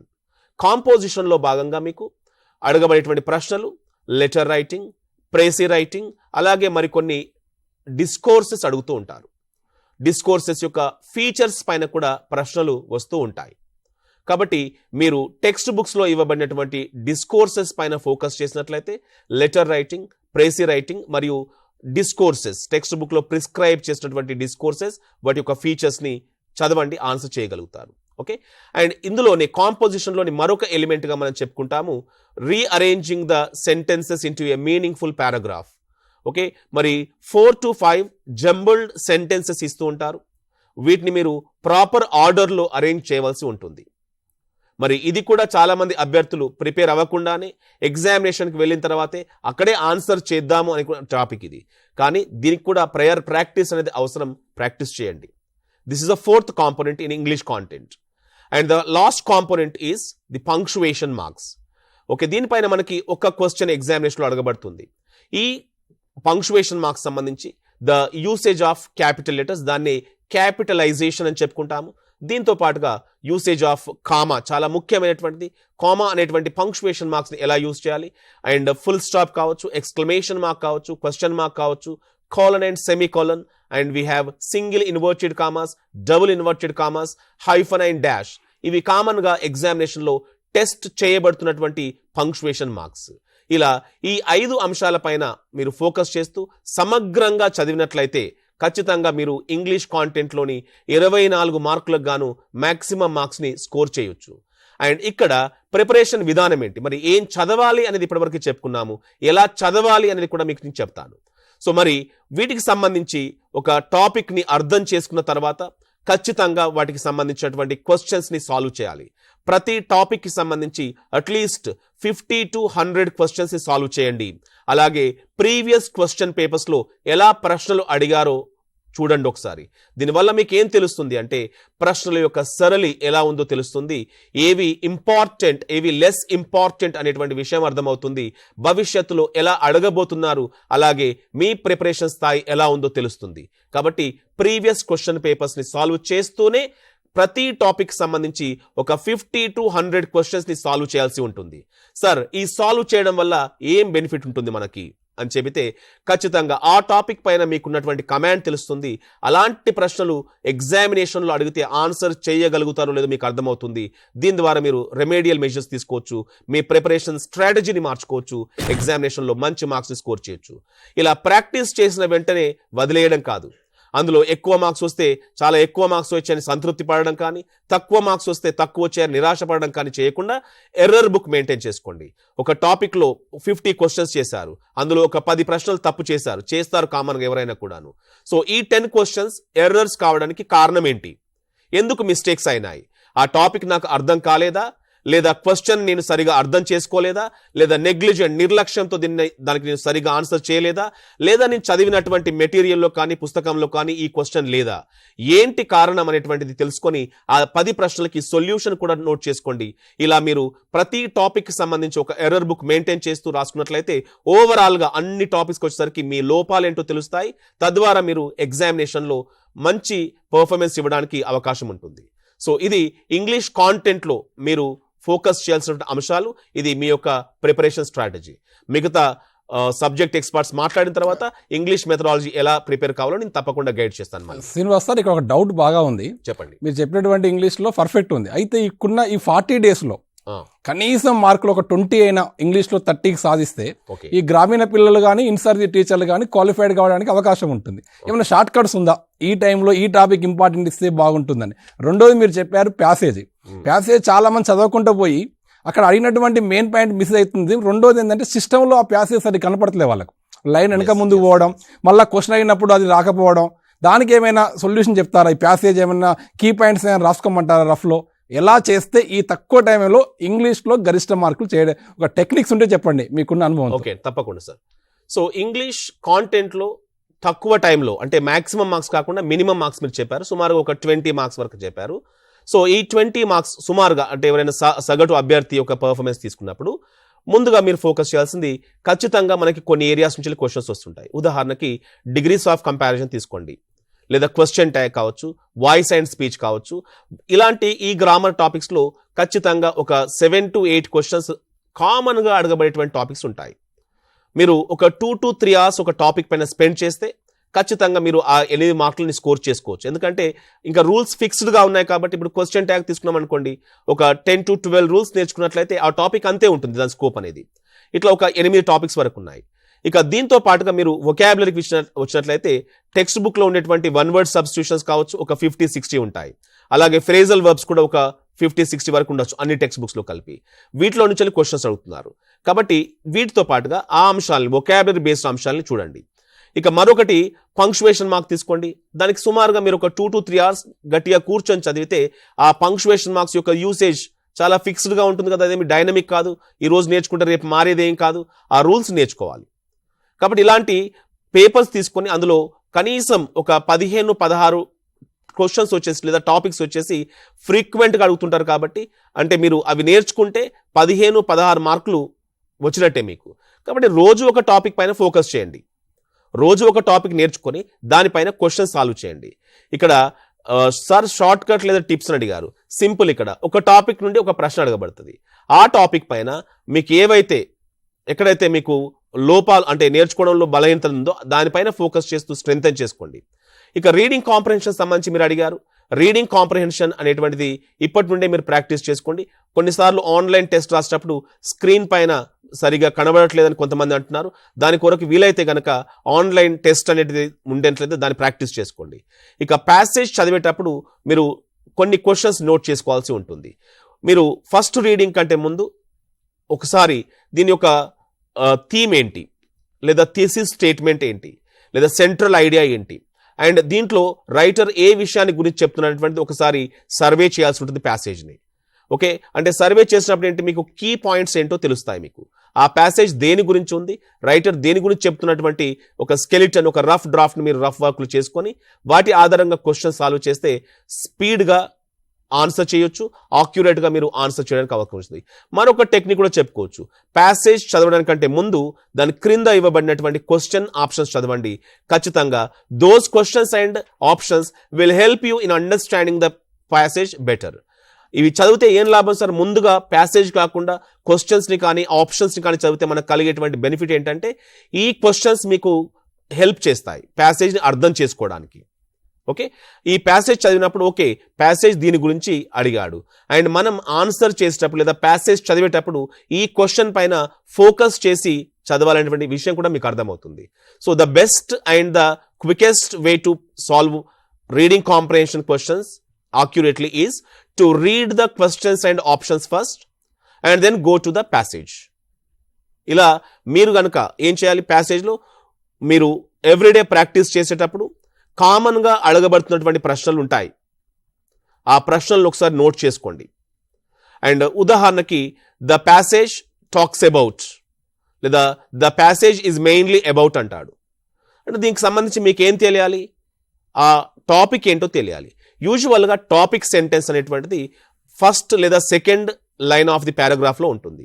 మీరు దాన్ని గట్టిగా చదవగలిగితే మీకు ఆ ప్యాసేజ్ దేని గురించో తెలుస్తుంది, దీనికి సరైనటువంటి ఆన్సర్ని చూస్ చేసుకోవచ్చు. ఇంకా కరెక్ట్ అండ్ ఇన్కరెక్ట్ స్టేట్మెంట్స్ అడుగుతుంటాడు, లేదా దాంట్లో ఉన్నటువంటి వొకాబులరీ బేస్డ్ క్వశ్చన్స్ అడుగుతుంటాడు. ఇది కేవలం నేను చెప్పిన విధంగా ప్రాక్టీస్ ద్వారా మీరు 5కి 5 మార్క్స్ని స్కోర్ చేసుకోవచ్చు. అంటే చాలామంది అభ్యర్థులు ఈ 5 మార్కుల యొక్క ప్రయారిటీని గుర్తించక దాన్ని ఇగ్నోర్ చేయడం, లేదా పరీక్షలో రీడింగ్ కాంప్రహెన్షన్ని సరిగా ఆన్సర్ చేయకపోవడం, ర్యాండమ్గా లాస్ట్లో చివర్లో ఏదో ఒకటి పెట్టడం జరుగుతుంది. అలా కాకుండా ఈసారి సిస్టమేటిక్గా నేను చెప్పినటువంటి ప్రయారిటీతో చదవండి. First vocabulary, then reading comprehension, third one is grammar, fourth one is discourses, and the last one is punctuation marks. ఈ ఆర్డర్లో కనుక మీరు చదివితే ఈ తక్కువ టైంలో కూడా మంచి మార్క్స్ని, ఇంతకుముందు సాధించిన మార్క్స్ కంటే ఎక్కువ మార్క్స్ని సాధించడానికి అవకాశం ఉంటుంది. Right sir, thank you. ఇక నెక్స్ట్ స్టెట్లో మనం చూస్తే పేపర్ 1 అదేవిధంగా పేపర్ 2 మ్యాథ్స్లో బాగా ఇబ్బంది పడేది ఇంగ్లీష్ తర్వాత మ్యాథమెటిక్స్. చాలామంది బయోసైన్స్ అభ్యర్థులకైతే చాలా ఇబ్బంది పడుతున్నారు పేపర్ 2లో మ్యాథ్స్ని. మ్యాథ్స్ రాకనే బయోసైన్స్కి వెళ్తే మళ్ళీ మాకు టెట్లో మ్యాథ్స్ వచ్చిందని ఒక బాధ. అదేవిధంగా పేపర్ 1 హెచ్జిటి పిల్లలైతే వాళ్ళు కూడా ఈ బైపీసీ ఆర్ట్స్ బ్యాక్గ్రౌండ్ ఉన్న వాళ్ళు మ్యాథ్స్ అంటే చాలా ఇబ్బంది పడుతూ ఉన్నారు. మరి టెట్ పేపర్ 1 పేపర్ 2లో మ్యాథ్స్ సిలబస్ ఏంటి, ఎలా దాన్ని గెటింగ్ కావాలి, మ్యాథ్స్లో ఉన్నటువంటి భయాన్ని ఎలా పోగొట్టుకోవాలో మనకు మ్యాథ్స్ ఫ్యాకల్టీ నరేష్ సార్ అందుబాటులో ఉన్నారు. సార్ ద్వారా మరిన్ని విషయాలు తెలుసుకునే ప్రయత్నం చేద్దాం. ముందుగా టీశాట్ని వీక్షిస్తున్నటువంటి ప్రేక్షకులందరికీ శుభోదయం. ఇందాక ఫోన్స్లలో కూడా అడిగారండి, సార్ నేను నాన్ మ్యాథ్స్ స్టూడెంట్ని, బయాలజీ లేదా సోషల్ బ్యాక్గ్రౌండ్ ఉంది, పేపర్ 1 రాస్తున్నాను, లేదా బయాలజీ ఉన్న వాళ్ళు పేపర్ 2 కూడా రాస్తారు స్కూల్ అసిస్టెంట్ కోసం. మనందరం చేస్తున్నటువంటి తప్పు ఏంటంటే భయపడుతున్నాం. ఫస్ట్ మనం మ్యాథ్సా నాన్ మ్యాథ్స్ అనేది పక్కన పెట్టేస్తే మన ఆలోచన సర్లు ఎప్పుడు కూడా మ్యాథ్స్లో ఒక ఫ్లెక్సిబిలిటీ ఉంటుందండి. మనకి ఇచ్చినటువంటి 4 ఆప్షన్లలో మనం కరెక్ట్ కనుక ఫోకస్ పెడితే మనకు ఆన్సర్ ఆ 4 ఆప్షన్లలోనే దొరుకుతుంది. ఎందుకంటే దీని గురించి దాని మీద పూర్తి అవగాహన ఏదో ఉండాల్సినటువంటి అవసరం ఉండదు. మరి మన మ్యాథ్స్ విషయానికి వస్తే మనకు అన్నిటికంటే ఎక్కువగా పేపర్ 1 కానివ్వండి, పేపర్ 2 కానివ్వండి, ఎక్కువ శాతం ప్రశ్నలు వస్తున్నటువంటిది నంబర్ సిస్టమ్, సంఖ్యా వ్యవస్థ. మరి మన గణితం అనేది దీంతోనే స్టార్ట్ అవుతుంది. అంకెల తర్వాత సంఖ్యల నుంచి పెరుగుతూ పోయి సంఖ్యా సమితులు ఉన్నాయి, సహజ సంఖ్యా సమితి ఉంది, మళ్ళీ పూర్ణాంకాలు ఉన్నాయి, పూర్ణ సంఖ్యలు ఉన్నాయి, అకర్ణీయ సంఖ్యలు ఉన్నాయి, కర్ణీయ సంఖ్యలు ఉన్నాయి. మనకు A+IB అనేది తీసుకుంటే వాస్తవ సంఖ్యలు ఉన్నాయండి. మరి సహజ సంఖ్యలు ఏంటి, న్యాచురల్ నంబర్స్ ఎక్కడి నుండి స్టార్ట్ అయినాయి, మనం 1 నుండి అనంతం వరకు కేవలం ధన సంఖ్యలు మాత్రం ఉంటే వాటిని సహజ సంఖ్యలు అంటాం. ఎప్పుడైతే సహజ సంఖ్యలకి ఒక పూర్ణాన్ని కలుపుతామో అప్పుడు అది పూర్ణాంకాలు అయిపోతాయి. పూర్ణం అంటే 0ని కలుపుతున్నాం, 0ని కలిపినప్పుడు అది పూర్ణాంకమైంది. ఇవే కాకుండా నెగిటివ్ సైడ్ వెళ్తే మన రుణ సంఖ్యల్ని కూడా తీసుకుంటే అవి పూర్ణ సంఖ్యలు అయినాయి. మరి ఇలా సంఖ్యలు తీసుకున్న తర్వాత కొన్ని సంఖ్యల్ని మనం భిన్న రూపంలో రాస్తాం.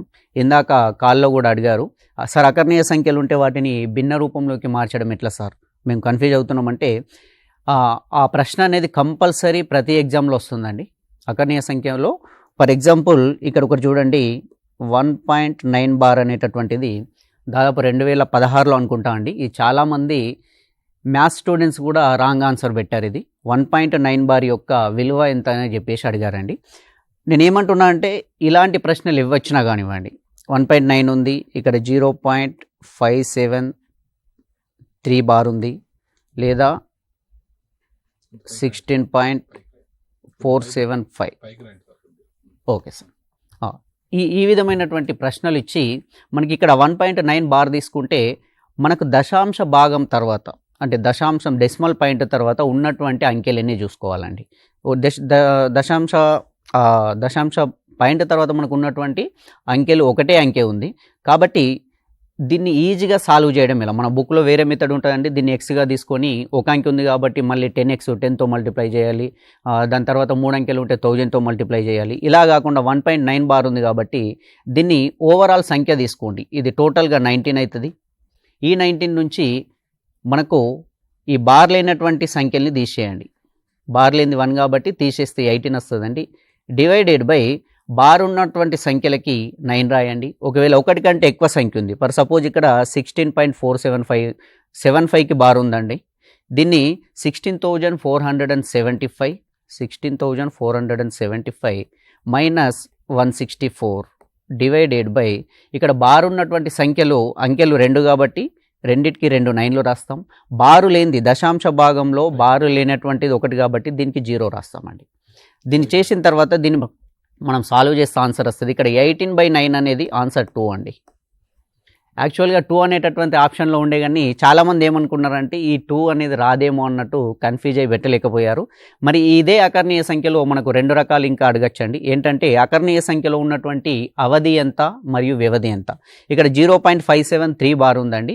ఇక్కడ అవధి అంటే బార్ కింద ఎన్నైతే అంకెలు ఉన్నాయో ఆ అంకెలని అవధి అంటారండి. ఇక్కడ బార్ కింద ఉన్నటువంటి అంకె 1 కాబట్టి దీని యొక్క అవధి 1. దీని యొక్క వ్యవధి ఏమంటే ఈ అంకెలతో ఏర్పడేటటువంటి సంఖ్య. ఇక్కడ బార్ కింద ఉన్నటువంటి అంకె 1 కాబట్టి దీంతో ఏర్పడే సంఖ్య 3 మాత్రమే. అదే మనం 16.475కి వస్తే ఇక్కడ ఉన్నటువంటి దీని యొక్క వ్యవధి అనేది 75 అండి. ఇది గత టెట్లో కూడా అడగడం జరిగింది, వ్యవధి ఎంత అవధి ఎంతని.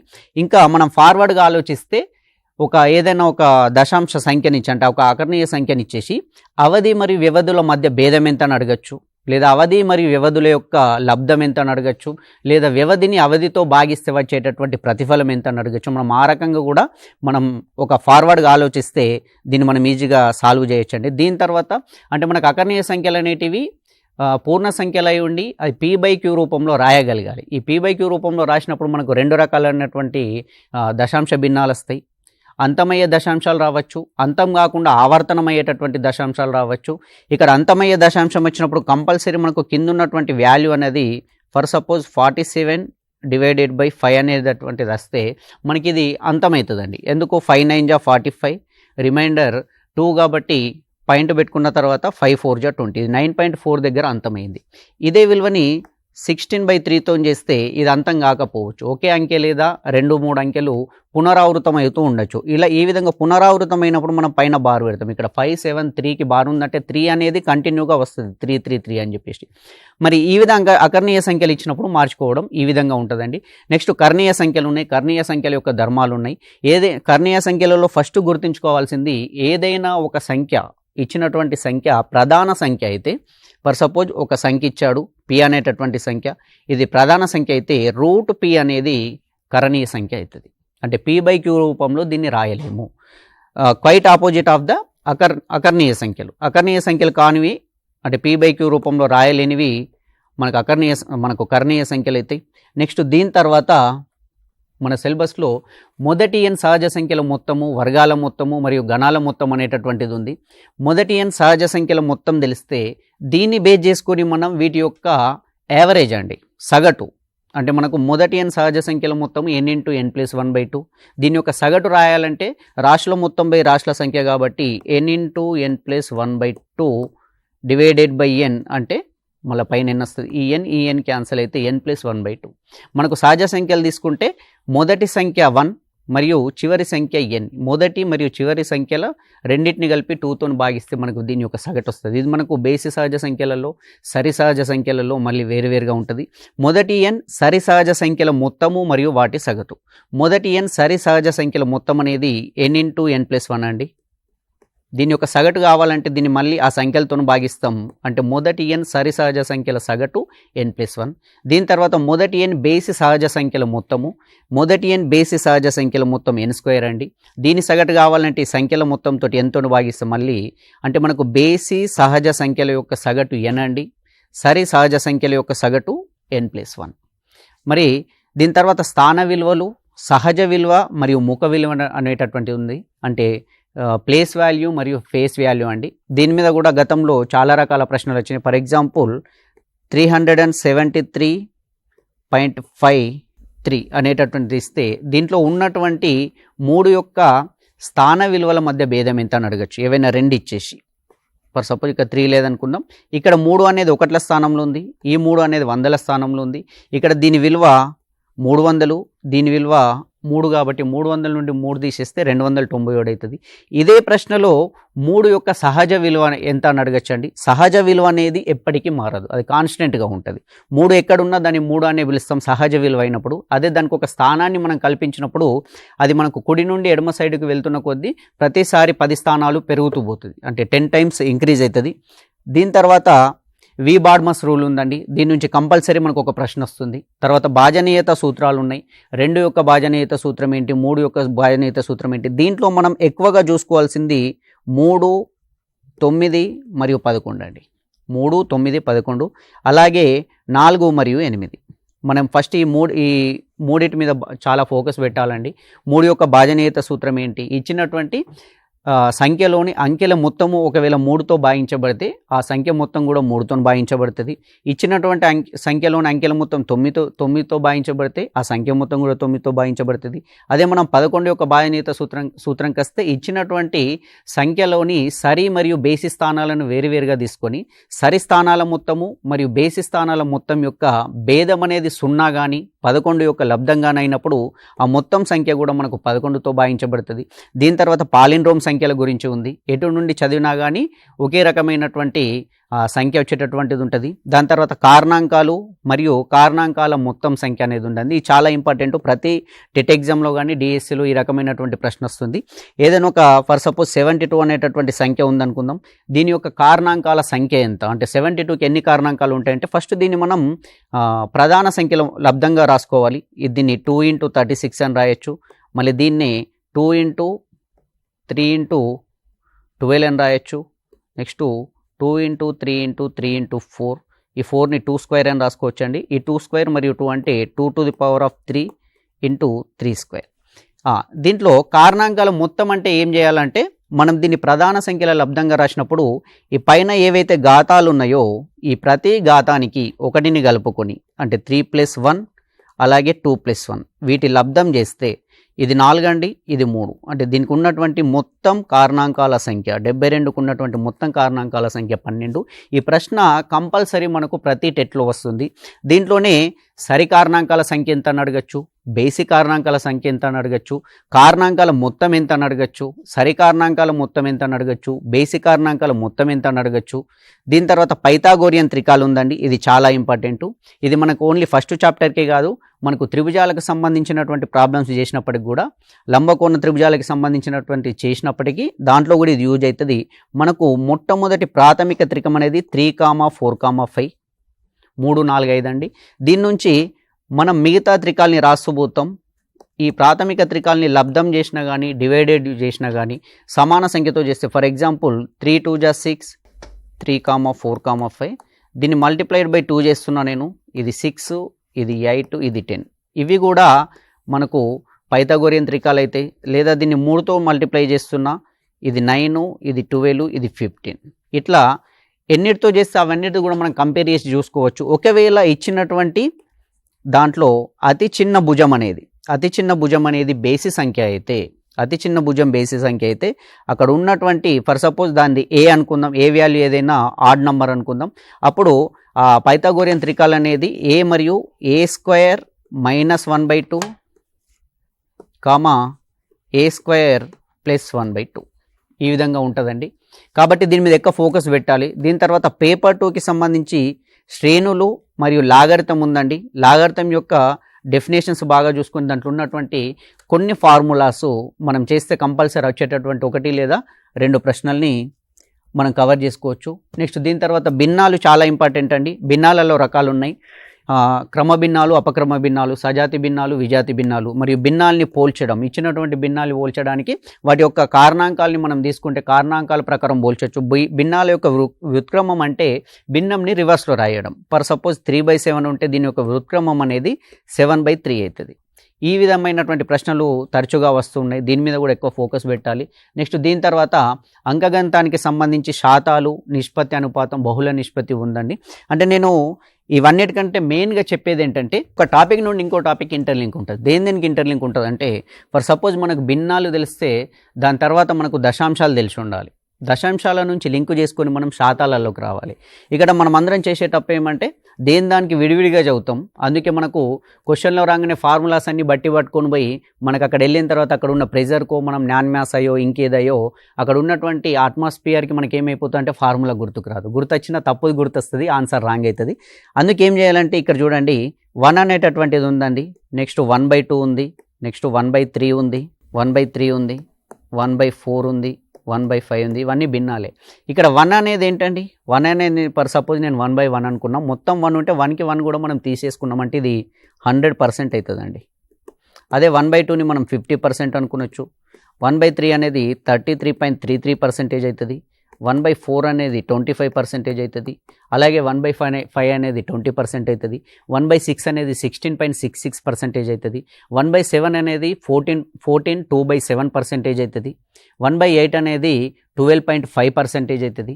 మనం ఒకవేళ వీటిని తెలుసుకొని ఉంటే, ఇవి మనకు తెలిసి ఉంటే ఇవి దేంట్లోకి కన్వర్ట్ చేసుకోవచ్చు అంటే ఒక్కసారి చూడండి.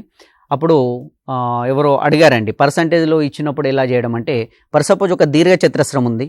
ఒక దీర్ఘచతురస్రం యొక్క పొడవు L మరియు వెడల్పు B అయింది. ఈ మామూలుగా ఉన్నటువంటి దీర్ఘచతురస్రం యొక్క పొడవుని ఒక 10% పెంచినాం అనుకుందాం. అలాగే దీని యొక్క వెడల్పుని ఒక 20% పెంచితే కొత్త దీర్ఘచతురస్రం అనేది ఏర్పడింది, ఒక పెద్ద దీర్ఘచతురస్రం. ఈ విధంగా ఏర్పడినప్పుడు ఈ వైశాల్యంలో మార్పెంత అనేటటువంటి ప్రశ్న ఈ దీర్ఘచతురస్రం పరంగా వస్తుంది, చతురస్రంని బేస్ చేసుకొని వస్తుంది, వృత్తంని బేస్ చేసుకొని వస్తుంది. ఇదే ప్రశ్న వేరే రకాలుగా కూడా వస్తాయి. శంకు పరంగా రావచ్చు, స్తూపం పరంగా రావచ్చు. మరి వచ్చినప్పుడు ప్రతి దానికి సూత్రాలు వేరు ఉంటాయండి మనకు. అంటే 2 పెరిగినప్పుడు ప్లస్ చేయాలని, 2 ఒకటి తగ్గినప్పుడు మైనస్ చేయాలను, ఇవి అన్నీ కన్ఫ్యూజ్ అవుతూ ఉంటాం. దీనికి సింపుల్ సొల్యూషన్ ఒకటే అండి. ఇక్కడ 10% అనేది పెరిగింది కాబట్టి ఒక చిన్న ఎగ్జాంపుల్ ఇస్తున్నా. 10%ని మనం 1/10 అని రాసుకోవచ్చు. అంటే ఇనిషియల్గా 10 ఉండే దాని వాల్యూ ఇప్పుడు ఈ 10కి 1 పెరిగి ఈ 1/10ని ఇనిషియల్గా 10 ఉంటే 10కి 1 పెరిగి ప్రజెంట్ 11 అయింది. నెక్స్ట్ దాని వెడల్పు 20% పెరిగింది. 20% అనేది 1/5 భిన్నము. అంటే ఇనిషియల్గా 5 ఉండే ఇప్పుడు 5 + 1 6 అయింది. మనకు దీర్ఘచతురస్రం యొక్క వైశాల్యం అనేది పొడవు ఇంటూ వెడల్పు అండి. ఇక్కడ ఉన్న ఇది L ఇది B. అంటే 10 × 5 50 యూనిట్స్ ఉండే ముందు, అది ఇప్పుడు 11 × 6 66 యూనిట్స్ అయింది. అంటే 50తో కంపేర్ చేస్తే మనకు 16 యూనిట్స్ పెరిగిందండి. 16/50 × 100. 5 1 జా 5 2 జా కాబట్టి 16 2 జా 32% దాని ఏరియా అనేది ఇంక్రీజ్ అవుతుందండి. దీనికి మనకి ఏ సూత్రం అవసరం లేదండి. మనం మ్యాసా నాన్ మ్యాస్ అనేది పక్కన పెట్టేద్దాం. అంటే చెప్పేది ఏమంటే కాంటెంట్ని మనం కాన్సెప్ట్ ఓరియంటెడ్గా మనం చదువుకుంటే ప్రతిదీ ఈజీగా ఉంటుందండి. మరి అది కాకుండా మనం ఏం చేస్తామంటే ఆ సూత్రాలని బట్టి పట్టుకొని ఎగ్జామినేషన్కి పోయి ఆ పేపర్ని చూసో ఇంకేది చూసో మనం బాగా ఇబ్బంది పడుతూ ఉంటాం. ఇంకో సింపుల్ ఎగ్జాంపుల్ చూడండి. ఇది మనకు రెక్టాంగిల్ షేప్లో ఉందండి. ఈ యొక్క ఎగ్జాంపుల్ చూస్తే కాన్సెప్ట్ యొక్క వాల్యూ అనేది మనకు అర్థమవుతుంది. ఇది రెక్టాంగిల్ షేప్లో ఉంది, అంటే ఒక దీర్ఘచతురస్రాకారంలో ఉంది. దీని పొడవు మరియు వెడల్పులు వేరువేరుగా ఉన్నాయి. ఇదే దీర్ఘచతురస్రాకారంలో ఉన్నటువంటి ఈ కాగితాన్ని నేను రౌండ్ షేప్లోకి మరుస్తున్నా.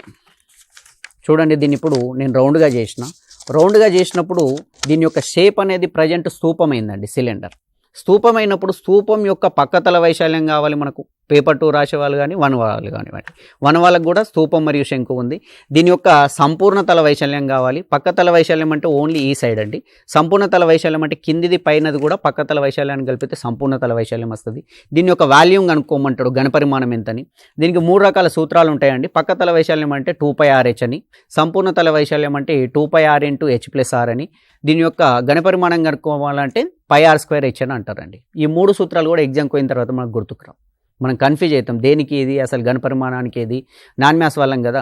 అంటే నేనేమంటున్నా, ఇక్కడ ఉన్నటువంటి ఈ వైశాల్యమే కదా, ఈ పొడవు వెడల్పులే మనకి ఇట్లా మారింది. దీన్ని మనం అబ్జర్వ్ చేస్తే ఇది ఒక వృత్తం లాగా ఉందండి. వృత్తం యొక్క పరిధి 2πr, అది మనకు తెలుసు, బేసిక్గా అయితే ఇది తెలిసి ఉండాలి. ఈ వృత్తం యొక్క పరిధి 2πr, ఇది ఇంత హైట్లో ఉంది. అందుకే దీని యొక్క పక్కతల వైశాల్యం అనేది 2πr × h అయిందండి. దీని పక్కతల వైశాల్యం 2πr h అయింది. దీని సంపూర్ణ తల వైశాల్యం కావాలంటే కింద ఒక వృత్తాకారం ఉంది, పైన ఇంకో వృత్తాకారం ఉంది. ఈ 2πrhకి 2πr² కలుపుతున్నాం, 2 వృత్త వైశాల్యాలని కలుపుతున్నాం. అప్పుడు అందుకే ఇది 2πr h+r అయింది. 2πr² + 2πrh. నెక్స్ట్ దీని వాల్యూమ్ కావాలి, ఘనపరిమాణం కావాలంటే వృత్తం యొక్క ఈ అడుగు భాగం చూద్దామండి. ఇది πr², వృత్త వైశాల్యానికి సమానం. ఈ πr² ఇంత హైట్లో ఉంది. దీని లోపల వాటర్ కానీ, మిల్క్ కానీ, ఇంకేదైనా ఆయిల్ కానీ, కిరసన్ ఆయిల్ కానీ ఒక స్తూపాకార పాత్రలో పోసినప్పుడు ఆ పాత్రలో ఎంత పడుతుంది, మనం తీసుకున్నటువంటి ద్రవ పదార్థం ఎంత పడుతుంది అనేది దాని వాల్యూమ్ అవుతుంది. అప్పుడు ఇది πr² × h అండి. అంటే మనం ఇట్లా కాన్సెప్ట్ని బేస్ చేసుకొని గుర్తుపెట్టుకుంటే ఈజీగా గుర్తుంటుంది తప్పితే సూత్రాలని రాసుకొని స్తూపందిది శంకుదిది అని ఒకదానికొకటి బట్టి పడుతూ పోతే గుర్తుంటుందండి. నెక్స్ట్ రేఖాగంతంలో రేఖాగంతం యొక్క ప్రాథమిక భావనలు ఉన్నాయి. ఈ 2 డైమెన్షనల్ షేప్స్ ఉన్నాయి, 3 డైమెన్షనల్ షేప్స్ ఉన్నాయి.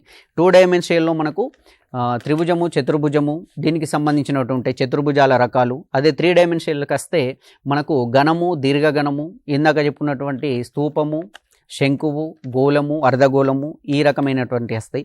కోణాలు రకాలు, ఈ పూరక సంపూరక కోణాలు అనేది చాలా ఇంపార్టెంట్ అండి. దీని మీద కంపల్సరీ ఒక ప్రశ్న వస్తుంది. ఏవైనా 2 కోణాల మొత్తం 90 degrees అయితే ఆ కోణాలు ఒకదానికొకటి పూరక కోణాలు అంటాం. 2 కోణాల మొత్తం 180 degrees అయితే ఆ కోణాలు ఒకదానికొకటి సంపూరక కోణాలు అని చెప్పేసి అంటాం. రేఖలు రకాలు ఉన్నాయండి. రేఖల రకాలంటే దీంట్లో ఖండన రేఖలు ఉంటాయి, సమాంతర రేఖలు ఉంటాయి, లంబ రేఖలు ఉంటాయి. దీంట్లో మెయిన్ కాన్సెప్ట్ వచ్చి 2 సమాంతర రేఖలను ఒక తిర్యగ రేఖ ఖండిస్తే మనకి 8 రకాల కోణాలు ఏర్పడతాయి. సదృశ కోణాలు, ఏకాంతర కోణాలు, ఏక బాహ్య కోణాలు అని చెప్పేసి ఇట్లా రకరకాల 8 రకాల కోణాలు ఏర్పడతాయి. ఈ కోణాలు ఏ విధంగా ఏర్పడుతుంది అనేటటువంటి కాన్సెప్ట్ మనకు తెలిసి ఉంటే మనకు జామెట్రీలో ఏ రకమైనటువంటి ప్రశ్న వచ్చినా దాన్ని ఈజీగా సాల్వ్ చేయగలుగుతాం. నెక్స్ట్ త్రిభుజాలు, దాంట్లో రకాలు. భుజాల పరంగా త్రిభుజాలు సమబాహు త్రిభుజం, సమద్విబాహు త్రిభుజం, విషంబాహు త్రిభుజం అని ఉంది. వీటి యొక్క ధర్మాలు తెలిసి ఉండాలి. ధర్మాలని బేస్ చేసుకునే క్వశ్చన్స్ వస్తున్నాయి. 3 వాల్యూస్ ఇచ్చేసి, 3 భుజాల పొడవులు ఇచ్చేసి కింది వాటిలో ఈ భుజాల పొడవుల్ని బేస్ చేసుకొని గీయలేనటువంటి త్రిభుజం ఏదని అడగచ్చు. అంటే త్రిభుజం యొక్క ఫస్ట్ ధర్మం ఉంటుందండి. త్రిభుజం యొక్క సింపుల్గా ఏముంటుందంటే త్రిభుజంలోని ఏవైనా 2 భుజాల యొక్క మొత్తం అనేది 3వ భుజం కంటే ఎక్కువ ఉండాలి. 2 భుజాల యొక్క భేదం అనేది 3వ భుజం కంటే తక్కువ ఉండాలి. అది సింపుల్ ధర్మము. ఆ ధర్మాన్ని బేస్ చేసుకుని మనకు పేపర్ 1లో క్వశ్చన్స్ వస్తున్నాయి. నెక్స్ట్ సరూప త్రిభుజాలు, సర్వసమాన త్రిభుజాలు. సరూప త్రిభుజాలు అంటే 2 త్రిభుజాలు వీటి యొక్క భుజాల నిష్పత్తి సమానంగా ఉంటే సరూప త్రిభుజాలు అంటాం. సర్వసమానం అంటే ఈ పేరులోనే ఉందండి. 2 త్రిభుజాల యొక్క భుజాలు మరియు కోణాల పొడవులు సమానంగా ఉన్నప్పుడు మాత్రమే ఈ 2 భుజాలు సర్వసమానత్వాన్ని కలిగి ఉంటాయి. నెక్స్ట్ దీని తర్వాత పైథాగరస్ సిద్ధాంతం ఉంది, గురుత్వ కేంద్రం ఉంది. గురుత్వ కేంద్రం కనుక్కోమంటాడు. లంబ కేంద్రము, అంతర్వృత్త కేంద్రం గురించి కూడా గతంలో ప్రశ్నలు వచ్చాయి. చతుర్భుజాలు రకాలు, ధర్మాలు. ఆయిలర్ సూత్రం ఉందండి, ఇది కంపల్సరీ చాలా ఇంపార్టెంట్ అండి. F+V = E+2 అండి. F అంటే ఫేసెస్, తలాలు, V అంటే వర్టిసెస్, శీర్షాలు. ఏదైనా మనం ఒక షేప్, ఒక ఆకారాన్ని తీసుకున్నప్పుడు దాని యొక్క తలాలు మరియు శీర్షాలను కలిపితే ఎడ్జెస్, అంచులు దానికి 2 కలిపితే ఈ విలువకు సమానం అవుతుందండి. ఇది చాలాసార్లు వచ్చింది. ఈ సూత్రాన్ని అటు ఇటు చేసి కూడా అడుగుతారు దీంట్లో కింది వాటిలో ఏది కరెక్ట్ అని చెప్పేసి. నెక్స్ట్ సౌష్టవం గురించి ఉందండి. సౌష్టవానికి వచ్చినప్పుడు బిందు సౌష్టవము, రేఖా సౌష్టవం అనేది ఉంటుంది. మళ్ళీ ఇంగ్లీష్ ఆల్ఫాబెటికల్లో సౌష్టవాన్ని పాటించేటటువంటివి ఎన్ని ఉన్నాయి. నిలువు సౌష్టవం అనేది ఉంటుంది, అడ్డు సౌష్టవం అనేది ఉంటుంది. ఇంగ్లీష్ ఆల్ఫాబెటికల్లో నిలువు సౌష్టవాన్ని పాటించేటటువంటి మనకు ఆల్ఫాబెట్స్ 10 ఉంటాయి. అడ్డం సౌష్టవాన్ని పాటించేటి 9 ఉంటాయి. నెక్స్ట్ దీని తర్వాత 2 రకాలని పాటించేటటువంటివి, 2 రకాలు అంటే నిలువు మరియు అద్దంని పాటించేటటువంటి 3 ఉంటాయండి. అది ఐ, హెచ్ మరియు ఓ. ఇవి చాలా ఇంపార్టెంట్ అండి, గుర్తుంచుకోవాలి. సింపుల్గా గుర్తుపెట్టుకుంటే మనకు ఒక మార్క్ వస్తుంది. దీని తర్వాత ఏవి పాటించనివి ఎన్ని ఉంటాయి అనేటటువంటిది కూడా వస్తుంది. దాని మీద కూడా ఫోకస్ పెట్టాలి. నెక్స్ట్ వృత్తాలు, ధర్మాలు. వృత్తం గురించి ప్రీవియస్ స్టేట్లో చాలా ప్రశ్నలు వచ్చినాయండి. ఇంతకుముందు అర్ధవృత్తం యొక్క పరిధి లేదా వైశాల్యం అడిగేటోడు. లాస్ట్ ప్రీవియస్ స్టేట్లో పావు వృత్తం యొక్క పరిధి ఎంత అని అడిగిండండి. దీని మీద కూడా ఫోకస్ పెట్టాలి. నెక్స్ట్ నిరూపక జామితి. 4 ఒక తలం తీసుకుంటే దాన్ని 4 భాగాలు చేస్తే దీంట్లో నిరూపకాలు ఏ విధంగా ఉంటాయి దాని గురించి ఉంది. 2 చలరాశులలో రేఖీయ సమీకరణాలు ఉన్నాయి. నెక్స్ట్ రేఖ యొక్క వాల్ ఉంది. ఇది కూడా పేపర్ 2 వాళ్ళు ప్రిపేర్ కావాలి. నెక్స్ట్ కొలతలకు సంబంధించి కంపల్సరీ దీని నుంచి ఒక ప్రశ్న వస్తుందండి. అంటే మనకి ఏం తెలిసి ఉండాలంటే ఒక సెంటీమీటర్ అనేది ఎన్ని మిల్లీమీటర్లకు సమానము. ఒక సెంటీమీటర్ 10 మిల్లీమీటర్లకు సమానం అవుతుంది. ఒక కిలోమీటర్ ఎన్ని మీటర్లకు సమానం అవుతుంది అనేది తెలవాలి. పొడవుని బేస్ చేసుకుంటే అదేవిధంగా బరువుని బేస్ చేసుకుంటే ఒక కిలోగ్రామ్లో ఎన్ని గ్రాములు ఉంటాయనేది తెలవాలి. పరిమాణాన్ని బేస్ చేసుకుంటే ఒక లీటర్లో ఎన్ని మిల్లీ లీటర్లు ఉంటాయనేటటువంటిది తెలవాలి. నెక్స్ట్ సమగణం, దీర్ఘగణం, వైశాల్యాలు, ఘనపరిమాణాలు, త్రిభుజాలు, చతుర్భుజాల చుట్టుకొలత మరియు వైశాల్యము, మరియు వృత్తం చుట్టుకొలత వైశాల్యము, బాట వైశాల్యం, కంకణ వైశాల్యం, ఇవన్నిటి మీద కూడా ఫోకస్ పెట్టాలండి. ఇది చెప్పినట్టు ఏమంటే ఒకసారి మనం కాన్సెప్ట్ని మంచిగా చూసుకుంటే ఇవి చాలా ఈజీగా వస్తాయండి. ఇవి ఇందాకే చెప్పుకున్నాం మనం. శంకువు, స్తూపము, గోళము, అర్ధగోళము, వీటి యొక్క పక్కతల లేదా వక్రతల వైశాల్యాలు, సంపూర్ణతల వైశాల్యం, ఘనపరిమాణము. నెక్స్ట్ దీని తర్వాత సాంఖ్యక శాస్త్రం ఇంపార్టెంట్ అండి. దీని నుంచి మనకు ఏవరేజ్కి సంబంధించినటువంటి ప్రశ్న అడుగుతున్నాడు ప్రతిసారి. దీన్ని చదివేటప్పుడు ఏం చేయాలంటే అంకగణిత సగటు లేదా అంకమధ్యమం చదివేటప్పుడు మనకు ఒకటి గుర్తుపెట్టుకోండి, మొదటి 9 ప్రధాన సంఖ్యల మొత్తం అండి. ఇది ఇప్పటివరకు ప్రశ్న రాలేదు, ఈసారి వచ్చేటటువంటి అవకాశం ఎక్కువగా ఉంది. మొదటి 9 ప్రధాన సంఖ్యల మొత్తం అనేది 100 అవుతుందండి. ఇంతవరకు ఈ రకమైన ప్రశ్న రాలేదు, ఈసారి వచ్చేటటువంటిది ఉంటుంది. దీని యొక్క సగటు ఎంత అని అడగచ్చు. సగటు ఎంత అన్నప్పుడు రాశుల మొత్తం బై రాశుల సంఖ్య కాబట్టి ఇది 11/9 అవుతుందండి. అంటే 100/9 అనేది 11/9 అవుతుంది. ఈ ప్రశ్న ఈసారి వస్తుందని ఎక్స్పెక్ట్ చేద్దాం. వస్తే మీకు ఒక మార్క్ వస్తుంది. అంటే మొదటి 9 ప్రధాన సంఖ్యలు. అదేవిధంగా ప్రధాన సంఖ్యల్ని చూసుకున్నప్పుడు మనకు ప్రధాన సంఖ్యలు ఎన్ని ఉన్నాయి? 1 నుంచి 100 వరకు 25 ప్రధాన సంఖ్యలు ఉంటాయి. 1 నుంచి 10 వరకు ఎన్ని ఉంటాయి? 11 నుంచి 20 వరకు ఎన్ని ఉంటాయి? ఈ విధంగా మనకు దీనికి ఒక కోడ్ ఉందండి, డిడి, బీబీసీ, బీఏ అని చెప్పేసి మనం గతంలో చెప్పినప్పుడు కూడా చెప్పినాం. నెక్స్ట్ మధ్యగతం మీద ఫోకస్ పెట్టండి, బాహులకం మీద ఫోకస్ పెట్టండి. బాహులకాన్ని ఇచ్చినప్పుడు మనం కనుక్కోవడానికి అంకమధ్యమము, మధ్యగతం, బాహులకం 3 తెలిస్తే బాహులకం యొక్క విలువ అనేది 3 ఇంటూ మధ్యగతం మైనస్ 2 ఇంటూ అంకమధ్యమం అవుతుందండి. ఈ విధమైనటువంటి ప్రశ్న కూడా వచ్చేటటువంటి అవకాశం ఉంది. దీని మీద కూడా ఫోకస్ చేయండి.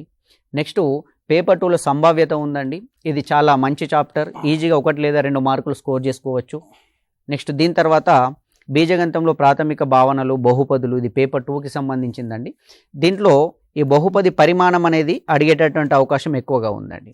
నెక్స్ట్ సమాసాలని కలపడం, తీసివేయడము, ఈ బీజగణిత సర్వ సమీకరణాలు ఉన్నది a+b² లాంటి సూత్రాలని బేస్ చేసుకొని ఈ ఘాతము, ఘాతాంకాలు, ఈ సామాన్య సమీకరణాలు, వీటి మీద ఫోకస్ చేయాలి. నెక్స్ట్ దీని తర్వాత వర్గ సమీకరణాలు తర్వాత అంకశ్రేణి అండి. అంకశ్రేణిలోని ఎన్వ పదం కనుక్కోవడానికి సూత్రం ఏంటి? ఇది a+n-1 × d. అదేవిధంగా n పదాల మొత్తం కనుక్కోవడానికి సూత్రం ఏంటి? ఇది n/2 × 2a + n-1 × d. అదేవిధంగా గుణశ్రేణి ఏ విధంగా ఉంటుంది? దీని పదానుపాతం ఏ విధంగా ఉంటుంది? ఇది a × r⁴n-1 రూపంలో ఉంటుంది. దీని పదాల మొత్తం కనుక్కోవాలంటే సూత్రం ఏంటి? వీటి మీద ఫోకస్ పెట్టాలి. నెక్స్ట్ సమితులు ఉందండి. సమితులలో రకరకాల సమితులు ఉంటాయి. తుల్య సమితులు, సమసమితులు. మళ్ళీ సమితులకు సంబంధించి అసలు సమితి అంటే ఏంటి, కార్డినల్ సంఖ్య ఏంటి, కార్డినల్ సంఖ్యని బేస్ చేసుకొని ఉపసమితులు అనేటివి వస్తాయి, క్రమోపసమితులు ఉంటాయి, శుద్ధ ఉపసమితులు ఉంటాయి. అదేవిధంగా శూన్య సమితి అనేది ఉంటుంది. ఇది చాలా ఇంపార్టెంట్ అండి. శూన్య సమితి దగ్గర చాలామంది కన్ఫ్యూజ్ అవుతారు. శూన్య సమితి అనేది దీన్ని పైతో సూచిస్తాం. దీనిలోని మూలకాల సంఖ్య 0 అండి. ఓకే అండి. ఈ సమితులలోకి వస్తే మనం రకాలు చెప్పుకున్నాం. సమితులు రాయడానికి 2 రకాల పద్ధతులు ఉంటాయండి. ఒకటి పట్టిక రూపం అంటారు, దీన్ని జాబితా రూపం అనొచ్చు, రోస్టర్ రూపం అని కూడా అనొచ్చు. నెక్స్ట్ సమితి నిర్మాణ రూపం ఉంటుంది. సమితి నిర్మాణ రూపం అనేది సమితిలో ఉన్నటువంటి మూలకాల యొక్క ధర్మాలని బేస్ చేసుకుని ఉంటుంది. ఇది కంపల్సరీ వచ్చేటటువంటి ప్రశ్న. సమితి పైన పరిక్రియలు ఉన్నాయి. మనకు మెయిన్గా 2 రకాల పరిక్రియలు ఉంటాయి. ఒకటి సమితుల సమ్మేళనము, దీన్ని యూనియన్ అంటాం. నెక్స్ట్ సమితుల ఛేదనం, దీన్ని ఇంటర్సెక్షన్ అంటాం. దీని మీద కూడా మనం ఫోకస్ పెడితే ఈజీగా మార్క్స్ అనేటటువంటిది మనం స్కోర్ చేసుకోవచ్చు. నెక్స్ట్ త్రికోణమితి ప్రాథమిక భావనలు తెలిసి ఉండాలి. మరియు సైన్ నుంచి కోసెక్ కాట్ వరకు మనకు 0 to 90 degrees వరకు ప్రతిదాని వాల్యూ తెలిసి ఉంటే మనకి ఈజీగా స్కోర్ చేసుకోవచ్చు అండి. ఇది చాలా సింపుల్గా ఉంటుంది. మనకు 3 రకాల సర్వ సమీకరణాలు ఉన్నాయి మెయిన్గా. sin square theta plus cos square theta is equal to 1 అని, sec square theta minus tan square theta is equal to 1 అని, cosec square theta minus cot square theta is equal to 1 అని. ఈ వీటిని బేస్ చేసుకొని మనకు ప్రశ్నలు వస్తున్నాయి. Next ఊర్ధ్వ కోణము నిమ్న కోణం అనేటటువంటిది ఉంది. దీన్ని బేస్ చేసుకొని ఒక వ్యక్తి ఒక చెట్టు నుంచి ఇన్ని మీటర్ల దూరంలో ఉన్నాడు. ఇన్ని మీటర్ల దూరంలో నుంచి చెట్టు పైన ఉన్నటువంటి పక్షిని చూస్తున్నాడు. చెట్టు పైన ఉన్నటువంటి పక్షిని చూసినప్పుడు ఇక్కడ మనకి ఏ రకమైనటువంటి కోణం ఏర్పడుతుంది? ఈ కోణంని మనం ఈ కోణం విలువన్నా లేదా ఇక్కడ ఉన్నటువంటి దూరం విలువన్నా ఇచ్చేసి కోణం కనుక్కోమంటాడు. లేదా కోణం ఇచ్చినప్పుడు ఈ చెట్టు నుండి ఈ మనిషి ఉన్నటువంటి దూరం ఎంత అని అడగచ్చు. ఒక టెలిఫోన్ స్తంభం ఎంత అని ఇవ్వచ్చు. 2 బిల్డింగ్ల మధ్య దూరం ఎంత ఉందని ఇవ్వచ్చు. కాబట్టి మనం ఒక్కసారి సింపుల్గా దీని మీద ఫోకస్ పెడితే ఈజీగా మార్కు స్కోర్ చేసుకోవచ్చు. మనకు మ్యాథ్స్లో ఉన్నటువంటి సిలబస్ని నరేష్ సార్ చెప్పారు. నరేష్ గారు, ఇంకా డౌట్ ఏంది అంటే మీరు మొత్తం సిలబస్ చెప్పారు. ఇప్పుడు సిలబస్ అంతా కూడా అప్ టు 10th క్లాస్ లోపే వస్తుందా? ఏదైనా ఎగ్జామినర్ ఇంటర్మీడియట్ పోతున్నాడా? పిల్లలు ఇప్పుడు చదవాలి అంటే కేవలం టెక్స్ట్ బుక్లో ఉన్న ప్రాక్టీస్ చేస్తే సరిపోతుందా? ముఖ్యంగా బయోసైన్స్ వాళ్ళకు చాలా ఇబ్బంది అవుతుంది మ్యాథమెటిక్స్. ఈ మ్యాథ్స్లో ఈ 30 మార్కుల్లో అంటే 24 కంటెంట్ 24లో కనీసం ఒక 60% స్కోర్ చేయడానికి ఏమైనా ఈ క్లాసులు ఈ సింపుల్ టాపిక్ తీసుకుంటే కనీసం 60% అయినా స్కోర్ చేయగలమంటానికి ఏదైనా టెక్నిక్స్ కానీ ఇలా ఈ టాపిక్స్ పర్ఫెక్ట్గా దీని నుంచే ప్రశ్న వస్తుంది అనేటానికి బండ గుర్తులు కానీ ఏమైనా ఉన్నాయా సార్? అట్లా పేపర్ 1కి సంబంధించి సార్ నంబర్ సిస్టమ్ నుంచి మనకు మ్యాక్సిమం 8 to 9 లేదా 10 క్వశ్చన్స్ కూడా రావచ్చు. స్కోప్ బాగుంది నంబర్ సిస్టమ్ గురించి. నంబర్ సిస్టమ్ నుంచి కంపల్సరీ ప్రతి టెట్లో ప్రీవియస్ ఎన్ని పేపర్లు తీసుకున్నా కానీ దీని నుంచి మనకి ఎక్కువ ప్రశ్నలు ఉన్నాయి. దీని తర్వాత జామెట్రీ నుంచి ఎక్కువ క్వశ్చన్స్ వస్తాయి. ఈ జామెట్రీ నంబర్ సిస్టమ్ ఇవి రెండింటిని పర్ఫెక్ట్గా చూసుకొని ఉంటే మ్యాక్సిమం మనం ఒక 12 నుంచి 15 ఆన్సర్ పెట్టచ్చు ఈజీగా. దీని తర్వాత మనం సాంఖ్యక శాస్త్రం మీద ఎక్కువ ఫోకస్ పెట్టాలి. అంటే చదివితే ఈజీగా అర్థమవుతుంది. దాంట్లో పెద్దగా మనకు నేర్చుకోవాల్సింది కూడా ఎక్కువ ఉండదు.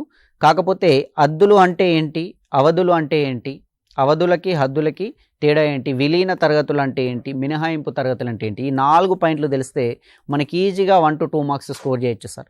దీంట్లో వ్యాప్తి ఏమని అడగచ్చు, లేదా దిగువ హద్దు ఏదని అడగచ్చు. ఒక తరగతి అంతరం ఇచ్చేసి తరగతి మార్కు విలువ లేదా తరగతి మధ్య విలువ ఏదని అడగచ్చు. ఒక 5 లేదా 6 మాత్రమే ఉన్నాయి. దీని నుంచి ఒక 2 మార్కులు ఈజీగా స్కోర్ చేసుకోవచ్చు సార్. ఇంకోటి చెప్పేది ఒకటే సార్, కాన్సెప్ట్ని మనం కాన్సెప్ట్ ఓరియంటెడ్గా చదివినప్పుడు మనకు ఈ భిన్నాలు, దశాంశాలు మరియు అలాగే శాతాలు ఇవి మూడింటిని ఒకే దగ్గర పెట్టుకొని నేర్చుకుంటే మనకు లాభ నష్టాల నుంచి వచ్చేటటువంటి ప్రశ్నని ఈజీగా చేస్తాం. సింపుల్ ఇంట్రెస్ట్, కాంపౌండ్ ఇంట్రెస్ట్ అంటే సాధారణ వడ్డీ మరియు చక్రవడ్డీ ఇవి రెండింటి నుంచి వచ్చేటటువంటి ప్రాబ్లమ్స్ ఈజీగా చేస్తాం. మనకు శాతాలు తెలుసుంటే మనకు లాభ నష్టాలకి రాగానే కూడా ఒక వ్యక్తి ఒక వస్తువుని ఇన్ని రూపాయలకు కొన్నాడు, తర్వాత ఇంకో వ్యక్తికి ఇన్ని రూపాయలకు అమ్మాడు, అయినా అతనికి వచ్చింది లాభమా నష్టమా, ఎంత శాతం అని అడగచ్చు. ఇక్కడ కూడా శాతం అనేది మనకి ఇంపార్టెంట్ అవుతుంది. అందుకే నేను ఏమంటున్నా అంటే ఈ భిన్నాల్ని శాతాలని లింక్ చేసుకుంటే, ఈ దశాంశాలని దీంతో కలిపి చదువుకుంటే ఒకటే దగ్గర దాదాపు 1 నుంచి 20 వరకు ఉన్నటువంటి అంటే 1/1 అంటే ఎంత, 1/2 అంటే ఎంత, 1/3 అంటే ఎంత, దీన్ని దశాంశాలలో రాస్తే ఏమవుతుంది, శాతాలలో రాస్తే ఏమవుతుంది, ఒక్కసారి మనం దీని మీద ఫోకస్ పెడితే దాదాపు ఒక 3 నుంచి 4 ప్రశ్నలు మనం ఈజీగా సాల్వ్ చేయొచ్చు సార్. Okay, right. నెక్స్ట్ మనం పోతే టెట్లో సోషల్ స్టడీస్, అది పేపర్ 1 అయితే ఎన్విరాన్మెంటల్ స్టడీస్ అంటాం, పేపర్ 2లో అయితే దాదాపుగా 48 మార్కులు సోషల్ కంటెంటే ఉన్నాయి. మరి సోషల్లో ఇంపార్టెంట్ టాపిక్స్ ఏంది, ఎగ్జామినర్ ఎలా ప్రశ్న అడుగుతున్నాడు, సోషల్ అభ్యర్థులు ఎలాంటి జాగ్రత్తలు తీసుకుంటే ఈ టెట్లో మంచి మార్క్ సాధించవచ్చు అనేది మనం చంద్రకాంత్ సార్ మనతో ఉన్నారు, అడిగి మనం మరిన్ని వివరాలు తెలుసుకునే ప్రయత్నం చేద్దాం.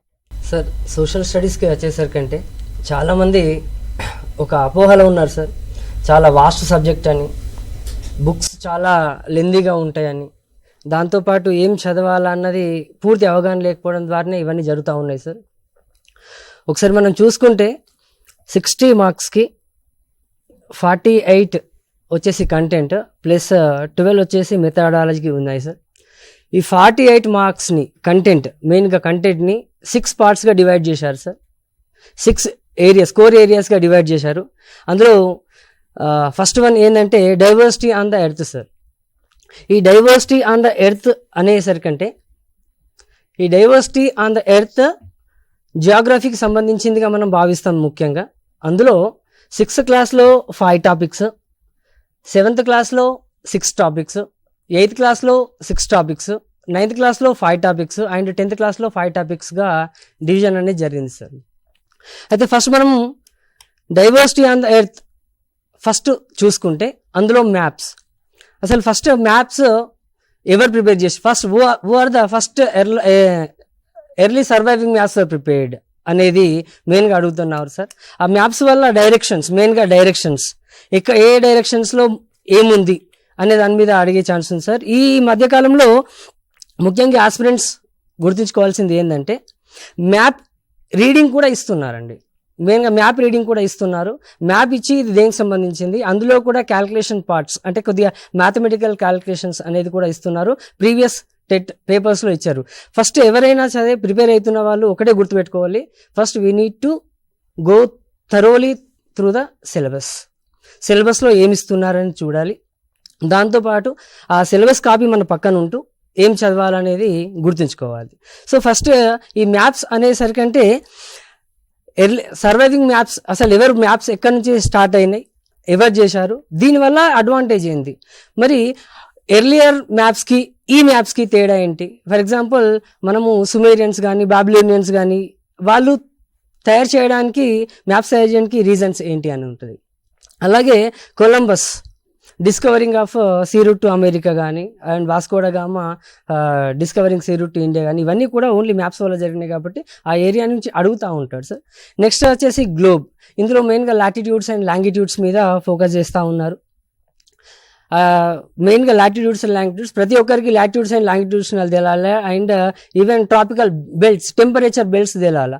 ట్రాపికల్ బెల్ట్ ఎక్కడి నుంచి ఎక్కడి వరకు ఉంది, టెంపరేచర్ బెల్ట్ ఎక్కడి నుంచి ఎక్కడ ఉంది, పోలార్ బెల్ట్ ఎక్కడి నుంచి ఎక్కడికి స్ప్రెడ్ అయి ఉంది, ఆ మధ్యలో టెంపరేచర్ వేరియేషన్స్ ఎలా జరుగుతూ ఉంటాయి, ఈక్వేటర్ ఏరియల్ అండ్ దాంట్లో ఉన్న డెప్త్ ఏంటి, దానివల్ల ఏం జరుగుతుంది. ఫర్ ఎగ్జాంపుల్ కొరియాలిసిస్ ఎఫెక్ట్ అనేది మెయిన్గా జరగడానికి రీజన్ అక్కడ ఉంది కాబట్టి.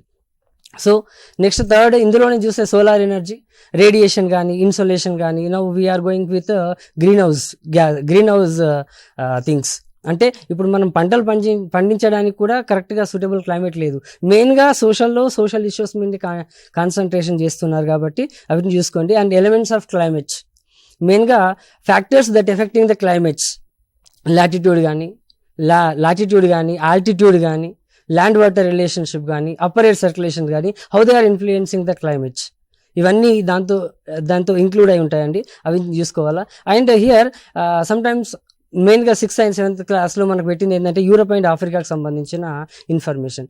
కొందరు అనుకుంటారు ఏంటంటే ఈ యూరోప్ అండ్ ఆఫ్రికాని స్కిప్ చేస్తే సరిపోతుంది కదా అని.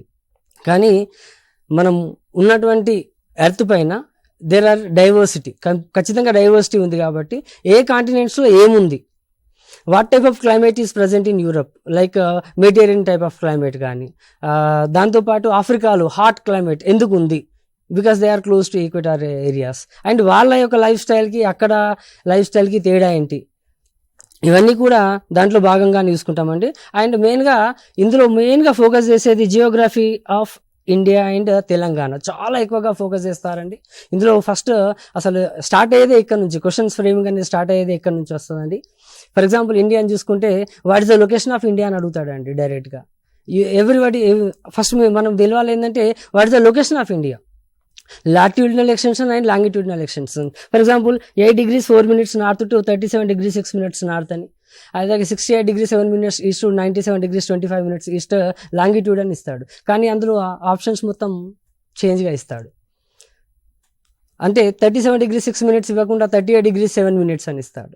ఇక్కడే కన్ఫ్యూజ్ చేస్తూ ఉన్నాడండి. సో మ్యాచింగ్లో కూడా అడుగుతూ ఉన్నాడు కాబట్టి ఒకసారి చూసుకోండి. నెక్స్ట్ సెకండ్ కోర్ ఏరియా వచ్చేసి ప్రొడక్షన్ తీసుకున్నాడండి. ఇందులో మెయిన్గా ఎక్స్చేంజ్ అండ్ లైవ్లీహుడ్ మీద ఫోకస్ చేశాడు. అంటే ఎర్లియస్ట్ పీపుల్ అసలు సర్వైవల్ ఎలా జరిగింది, ఫస్ట్ ఎర్లియస్ట్ పీపుల్ ఏంటంటే hunting and gathering me skill continue అయింది. ఇది 6th టాపిక్, 6th క్లాస్లో ఉన్న టాపిక్, 6th టాపిక్. సో మెయిన్గా వాళ్ళు సర్వైవల్ కోసం ఏం చేశారు, మరి మనం ఇప్పుడు కంప్లీట్గా చేంజ్ అయ్యాము. ఓకే, సింపుల్ సబ్సిస్టెన్స్ ఫార్మింగ్ నుంచి డైరెక్ట్గా మనం ఎక్స్టెన్సివ్ అండ్ కమర్షియల్ ఫార్మింగ్ పోతా ఉన్నాం. ఈ కమర్షియల్ ఫార్మింగ్ అనేసరికంటే ఆటోమేటిక్గా మనం ఏం చేస్తున్నామంటే heavy using of fertilizers, chemical fertilizers use చేస్తూ ఉన్నాము. What is the impact of that using? For example ఇందులో మెయిన్గా రాచెల్ కార్ల్సన్ రాసినటువంటి సైలెంట్ స్ప్రింగ్ అనే బుక్ దానికి ఒక మెయిన్ ఎగ్జాంపుల్ అండి. అక్కడ మనం ఏదైతే యూజ్ చేస్తున్నామో, డైక్లోఫెనాక్ అనేది యూజ్ చేస్తున్నామో, ఆ మందు వల్ల వాల్చర్స్ అన్ని చనిపోతూ ఉన్నాయి. So it is completely going for imbalancing of ecosystem. So అలాంటి ఏరియాస్ని వాళ్ళు కవర్ చేస్తూ ఉంటున్నారు. అండ్ ప్రొడక్షన్ ప్రాసెస్ అంటే ఏంటి? అసలు ఎక్కువగా third lesson, 10th class third లెసన్లో ఉందండి ప్రొడక్షన్ అండ్ ఎంప్లాయ్మెంట్ అనేది. ప్రొడక్షన్ ఎన్ని ప్రాసెస్లో జరుగుతుంది, ఓకే. అండ్ ఇయర్ మనం ఏం చేస్తామంటే division of sectors of economy, agriculture sector, industrial sector, service sector, అదే primary sector, secondary sector and tertiary sector. ఇందులో మన ఇండియా దేనిపైన డిపెండ్ అవుతా ఉంది? యాక్చువల్గా దేని మీద డిపెండ్ అయి ఉండాలి?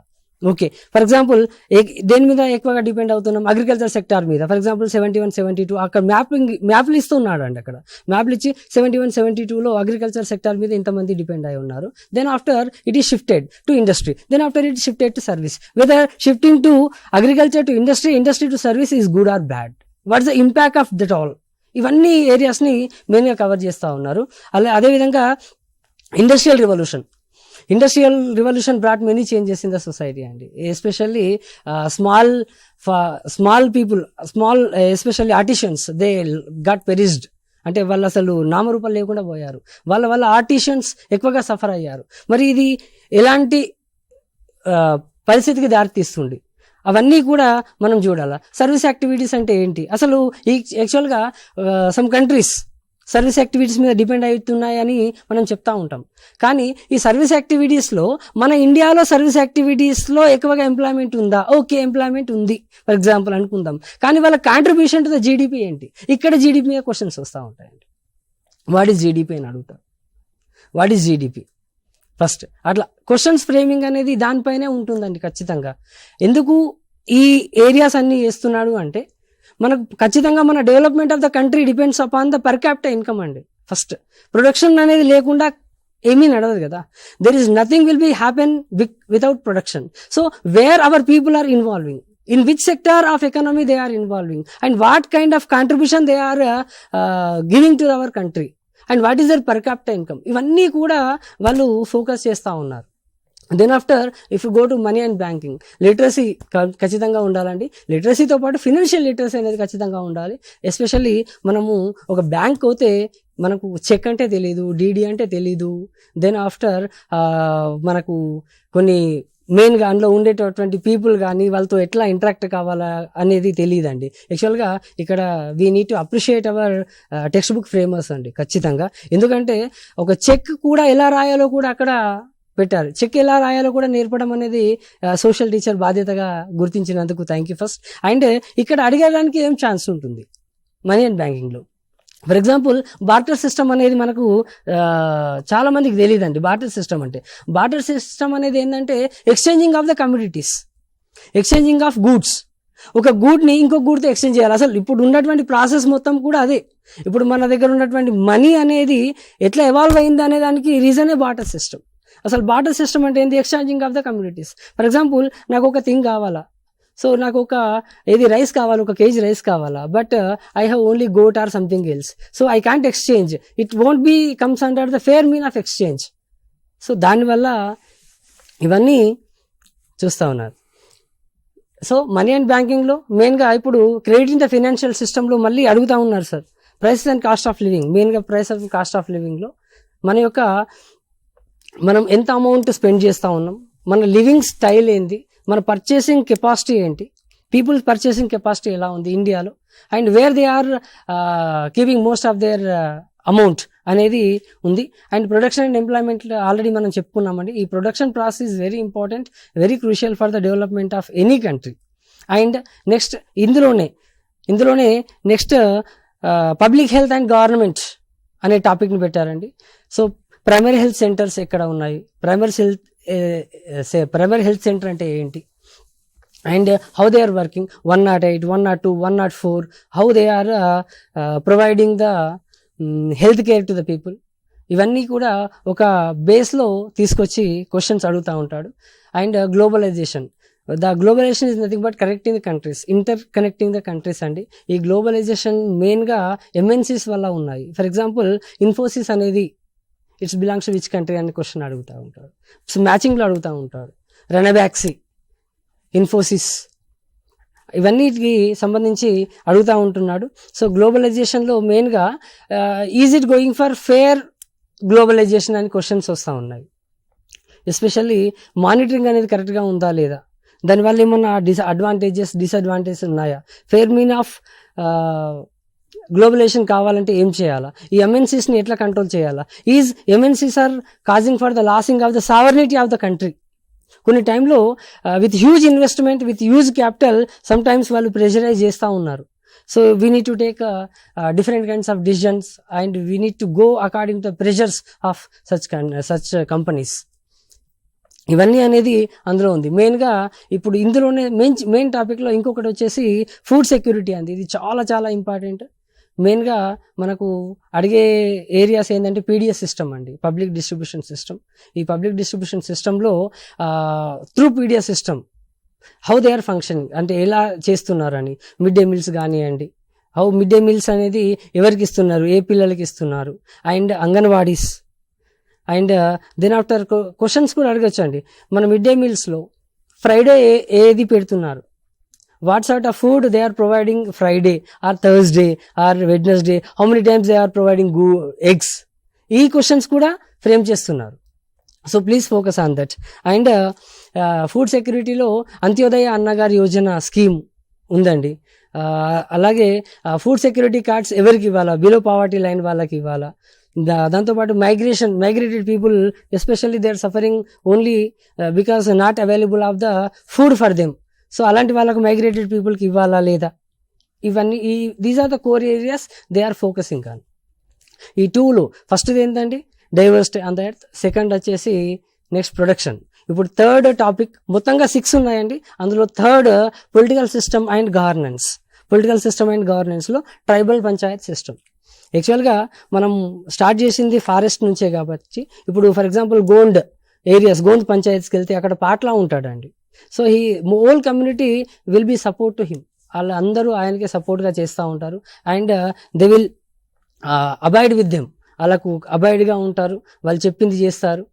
ఇవన్నీ అలాగే ఇప్పుడు మన యొక్క సిస్టమ్ ఎలా ఉంది మరి, ఓకే, మున్సిపాలిటీస్ కానీ, మున్సిపల్ కార్పొరేషన్స్ కానీ, ఓకే, మండల్ పరిషత్ కానీ, జిల్లా పరిషత్స్ కానీ, ఇవన్నీ ఎలా ఫంక్షన్ చేస్తున్నాయి. And especially the functions of MLAs, MPs and all, ఇవన్నీ కూడా ఒక సిస్టంలో పార్ట్గా అడుగుతూ ఉన్నాడండి. What is the eligibility criteria for ఎమ్మెల్యేకి క్రైటీరియా ఏంటి, ఎంపీకి క్రైటీరియా ఏంటి, అండ్ ప్రెసిడెంట్, ఇవన్నీ కూడా ఏ పార్ట్ అండి. అలాగే emergence of kingdoms and republic, మెయిన్గా హౌ ఇందులో అడిగేది మెయిన్గా అయితే హిరణ్య గర్భ గురించి చాలా times అడుగుతున్నాడండి. Who performed Hiranyagarbha, Rashtrakuta king Dantidurga. So what is Hiranyagarbha అనేది అడుగుతున్నాడు. గోల్డెన్ వూంబ్ అని, వాళ్ళు ఎలా ఉన్నారు, how subordinates became the kings or emperors అనేది మెయిన్గా ఫోకస్ చేస్తున్నారు. ఇందులో రీజనల్ కింగ్డమ్స్ ఎస్పెషల్లీ పాలాస్ కానీ, ఓకే, 888 స్ట్రగుల్ ఎవరెవరి మధ్య జరిగింది, రాష్ట్రకూట, పాలాస్, కానోజ్ గురించి జరిగినటువంటి థింగ్స్ పైన అడుగుతా ఉన్నాడు. సో ఈ ఏరియాస్ అన్నిటి మీద మీరు ఖచ్చితంగా ఫోకస్ చేయాలి. ఫోకస్ చేస్తూ ఫస్ట్ మనం చేయాల్సింది ఏంటంటే నోట్స్ తయారు చేస్తూ ఉండాలి. ఇప్పుడు రాష్ట్రకూటకు సంబంధించింది చదువుతూ ఉన్నాము. And it should not be diverted to others, Guptas కానీ అటు వెళ్ళకుండా ఒక సీక్వెన్స్ ఆర్డర్లో ఎవరిది వాళ్ళకి రాస్తూ ఉండాలి. హిస్టరీ అనగానే కొద్దిగా అక్కడో ఇక్కడో వాస్ట్గా అనిపించవచ్చు, బోర్గా అనిపించవచ్చు, అక్కడ ఇయర్స్ కన్ఫ్యూజ్ కావచ్చు. మెయిన్గా ఈ మధ్యలో ఇయర్స్ కూడా మ్యాచింగ్లో అడుగుతున్నాడండి ఖచ్చితంగా. ఏ ఇయర్లో ఏ జరిగింది, మహమ్మద్ గజని ఏ టైంలో అటాక్ చేసిండు, సోమనాథ్ టెంపుల్, ఇవన్నీ కూడా క్రొనాలజికల్ ఆర్డర్లో కూడా అరేంజ్మెంట్స్ అడుగుతూ ఉంటాడు. కాకతీయ డైనాసిటీ గురించి కానివ్వండి, విజయనగర కింగ్స్ గురించి కానివ్వండి, ఎవరు ఏ టైంలో వచ్చారు అనుకుంటా. Okay, so next regional kingdoms అయిన తర్వాత మొఘల్స్. ఇక చాలా మన హిస్టరీలో ఒక చాలా స్కోప్ ఇచ్చినటువంటి టాపిక్ కాబట్టి మొఘల్స్లో ఫస్ట్ బాబర్ నుంచి లాస్ట్ ఔరంగజేబ్ అండ్ బాద్షా బహదూర్ షా జఫర్ వరకు, last sultan of Mughal Badshah Bahadur Shah Zafar వరకు ఆయన ఎక్కడ చనిపోయింది కూడా అడుగుతున్నాడు అండి. Where Badshah Bahadur Shah Zafar was died అని. అది రంగూన్ జైల్ బార్మాలో ఉందండి. అది అంటే ఆ లెవెల్లో అడుగుతా ఉన్నాడు కాబట్టి ఫోకస్ అనేది చాలా, మనం ఏమనుకుంటామంటే ఈజీగా స్కిప్ చేయొచ్చు సోషల్ అనుకుంటాం. నో, దానికి ఛాన్సే లేదండి. ఖచ్చితంగా ప్రతి పాయింట్ ఇంపార్టెంటే. అక్కడ ఏముంది, హౌ ఈ కెన్ ఫ్రేమ్ ద క్వశ్చన్ అనేది చాలా ఇంపార్టెంట్. ఒక కాన్సెప్ట్ చదువుతున్నప్పుడు మనమే క్వశ్చన్స్ తయారు చేసుకోవడం, ఆ టాపిక్ని బట్టి మనమే క్వశ్చన్స్ ఫ్రేమ్ చేసుకోవాలా.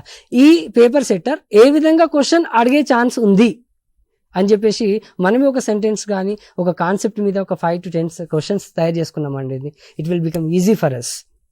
అలాగే నేషనల్ మూమెంట్ ఇన్ ఇండియా, ఇదిగా చాలా ఎక్కువగా ఫోకస్ చేసే ఏరియా అండి. National movement in India, especially మన ఫస్ట్ రివోల్ట్ 1857 సిపాయి రివోల్ట్ నుంచి లాస్ట్ 1947 వరకు నేషనల్ మూమెంట్ అడుగుతూ ఉంటాడు. అందులో మెయిన్గా కొన్ని కోర్ ఏరియాస్ అడుగుతూ ఉంటాడు అండి. Especially Gandhi era, Subhash Chandra Bose contribution to INA contribution, Subhash Chandra Bose. And దాంతోపాటు మనకు మధ్యలో వచ్చినటువంటి ఖిలాఫత్ ఎడ్యుకేషన్ కానీ, క్విట్ ఇండియా మూవ్మెంట్ కానీ, ఇప్పుడు స్లోగన్స్లో అడుగుతూ ఉంటాడు. ఎక్కువ మొత్తంలో ఈ నేషనల్ మూవ్మెంట్ ఇండియా నుంచి ఒక 3 క్వశ్చన్స్ వచ్చే ఛాన్స్ ఉంటే అందులో కంపల్సరీ ఒక slogan, do or day slogan was given during which time, ఎవరు ఇచ్చారని అడుగుతాడు. మ్యాచింగ్లో అయితే ఇటు పర్సన్స్ ఇస్తాడు, ఇక్కడ స్లోగన్ ఇస్తాడు. Swaraj is my birth right, I shall have it ఎవరన్నారు, బాలగంగాధర్ తిలక్. ఇలా అండ్ ఢిల్లీ చలో, సుభాష్ చంద్రబోస్. ఇలాంటి ఆస్పెక్ట్స్ని అడుగుతా ఉన్నాడండి. So national movement in India మీద చాలా ఫోకస్ చేయాలా. ఎందుకంటే ముస్లిం లీగ్ సంబంధించిన ఇష్యూస్ కానీ, అసలు partition of Pakistan, India partition అనేది ఎలా జరిగింది, who proposed that actually Pakistan, who coined the word of Pakistan అని కానీ, లేకపోతే హూ సపోర్టెడ్ దట్ అని మహమ్మద్ ఇక్బాల్ ఏమన్నాడని, ద రైటర్ ఆఫ్ సారే జాసే అచ్చా, ఆయన ఒక నార్త్ వెస్ట్ ఫ్రాంటియర్ ప్రావిన్స్ ఎందుకు కావాలా అని అటర్ చేశాడని. ఆ టైంలోనే 1942 తర్వాత why most of the people they started especially Muslims, they started supporting the Muslim League, and why national leaders like INC formation నుంచి తీసుకోండి, ఖచ్చితంగా క్వశ్చన్స్ ఫ్రేమ్ అయ్యేటి INC నుంచి వస్తూ ఉంటాయండి. Who played a key role in the formation of INC అని. ఇవన్నీ మీరు ఖచ్చితంగా ఫోకస్ చేయాల్సిందే. And next making laws and implementation of లాస్లో మెయిన్గా సివిల్ లా అంటే ఏంది, క్రిమినల్ లా అంటే ఏంది, సివిల్ లాలో ఏ థింగ్స్ వస్తాయి, what is criminal Lalo A things వస్తూ ఉంటాయి, ఇవన్నిటిని కూడా ఫోకస్ చేస్తూ ఉంటాడు. నెక్స్ట్ ఇండియన్ కాన్స్టిట్యూషన్, మెయిన్గా కాన్స్టిట్యూషన్ ఫ్రేమర్స్ వాళ్ళ యొక్క ఆస్పెక్ట్స్ ఏంది, వాళ్ళ యొక్క ఆస్పిరేషన్స్ ఏంది అని, ప్రియంబుల్ ఏంది, what are the words added later. For example 42nd constitutional amendment, okay, దాని ప్రకారం ఏ వర్డ్స్ని ఇండియన్ కాన్స్టిట్యూషన్లోకి యాడ్ చేశారు, most of the constitutional amendments during which టైంలో జరిగింది అని కానీ, ఇవన్నీ కూడా అడుగుతూ ఉంటాడండి. అలాగే ఆర్టికల్స్, మెయిన్గా ఆర్టికల్స్ మీద ఫోకస్ చేస్తూ ఉంటాడండి. ఆ ఆర్టికల్స్లో ముఖ్యంగా ప్రెసిడెంట్ రూల్ కానీ, ఎమర్జెన్సీ కానీ, ఇవన్నిటి గురించి అడుగుతూ ఉంటాడు. అండ్ 8th వచ్చేసి మళ్ళీ changing cultural traditions in Europe అండి. ఈ యూరప్కి సంబంధించింది చూస్తే అక్కడ గ్లోరియస్ రివల్యూషన్ ఉంది. And mostly world experienced only with French revolution అని ఇప్పటికీ అంటామండి.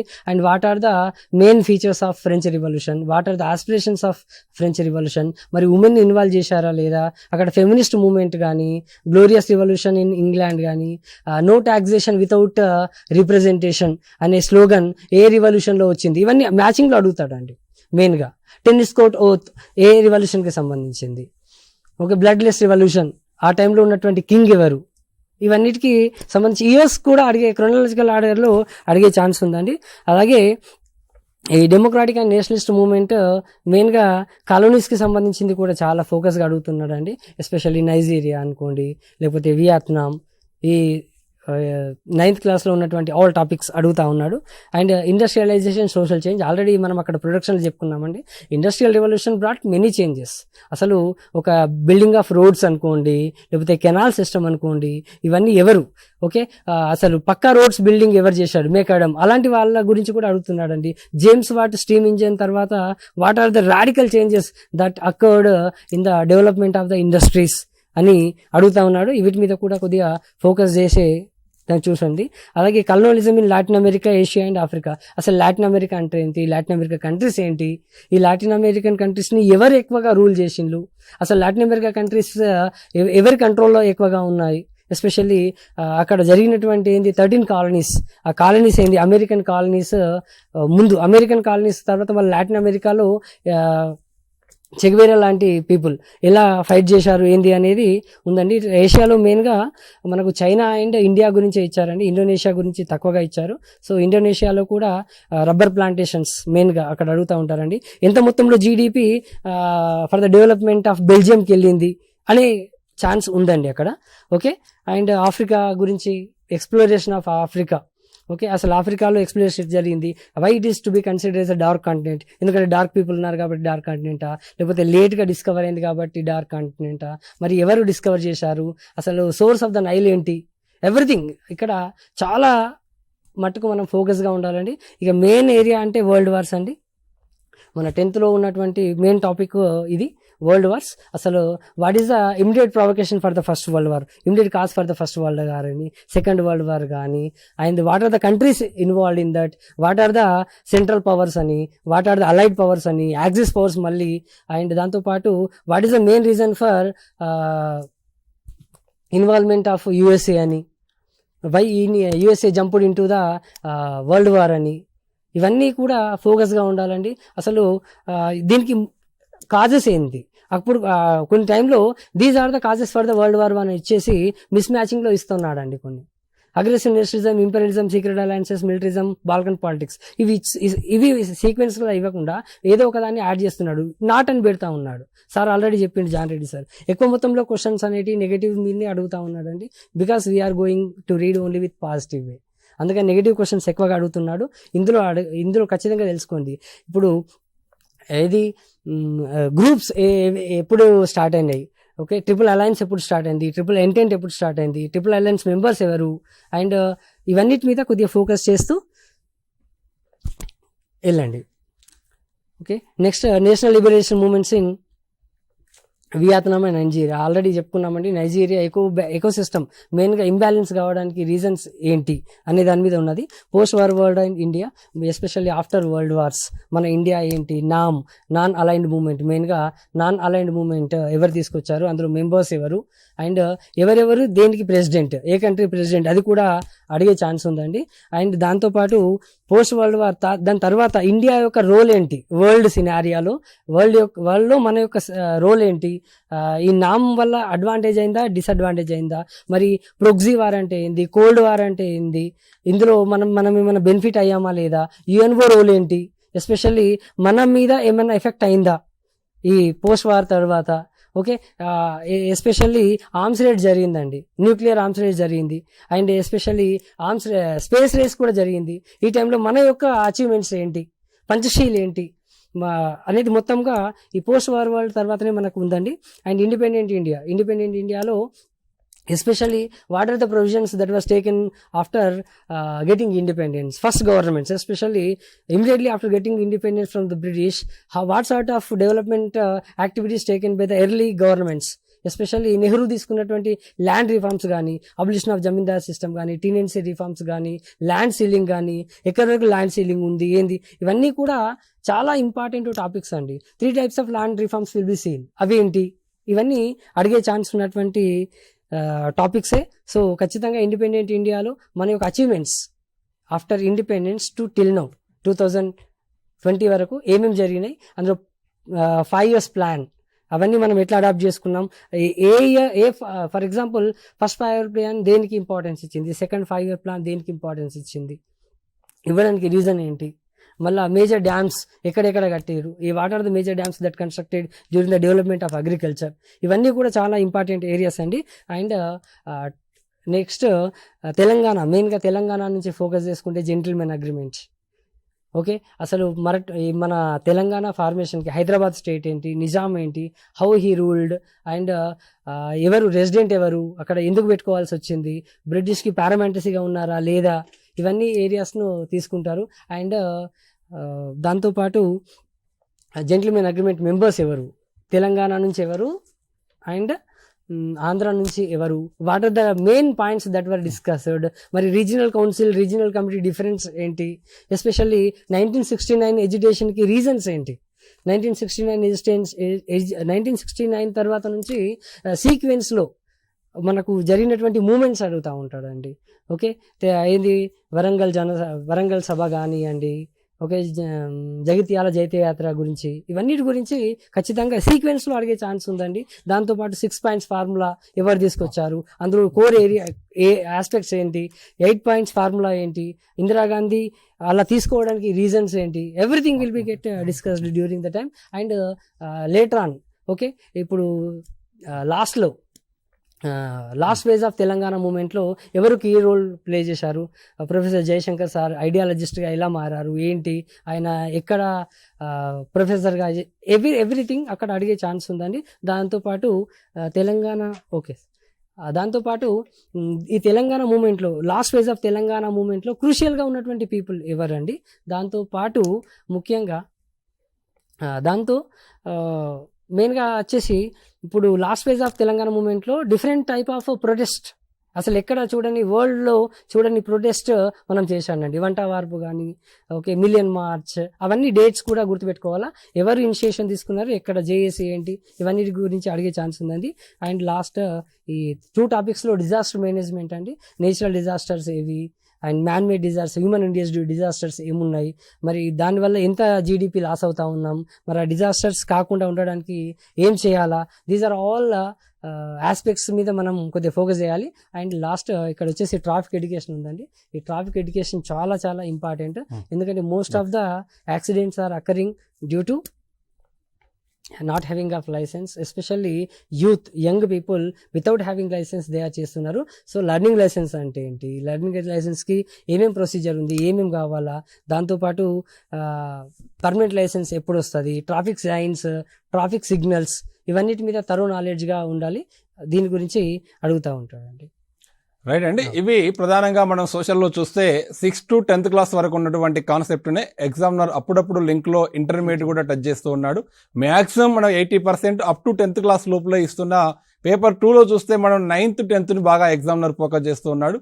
అదే ప్రైమరీ స్థాయిలో వస్తే మనం EVS 1 to 8 చూసుకోవాల్సిందే.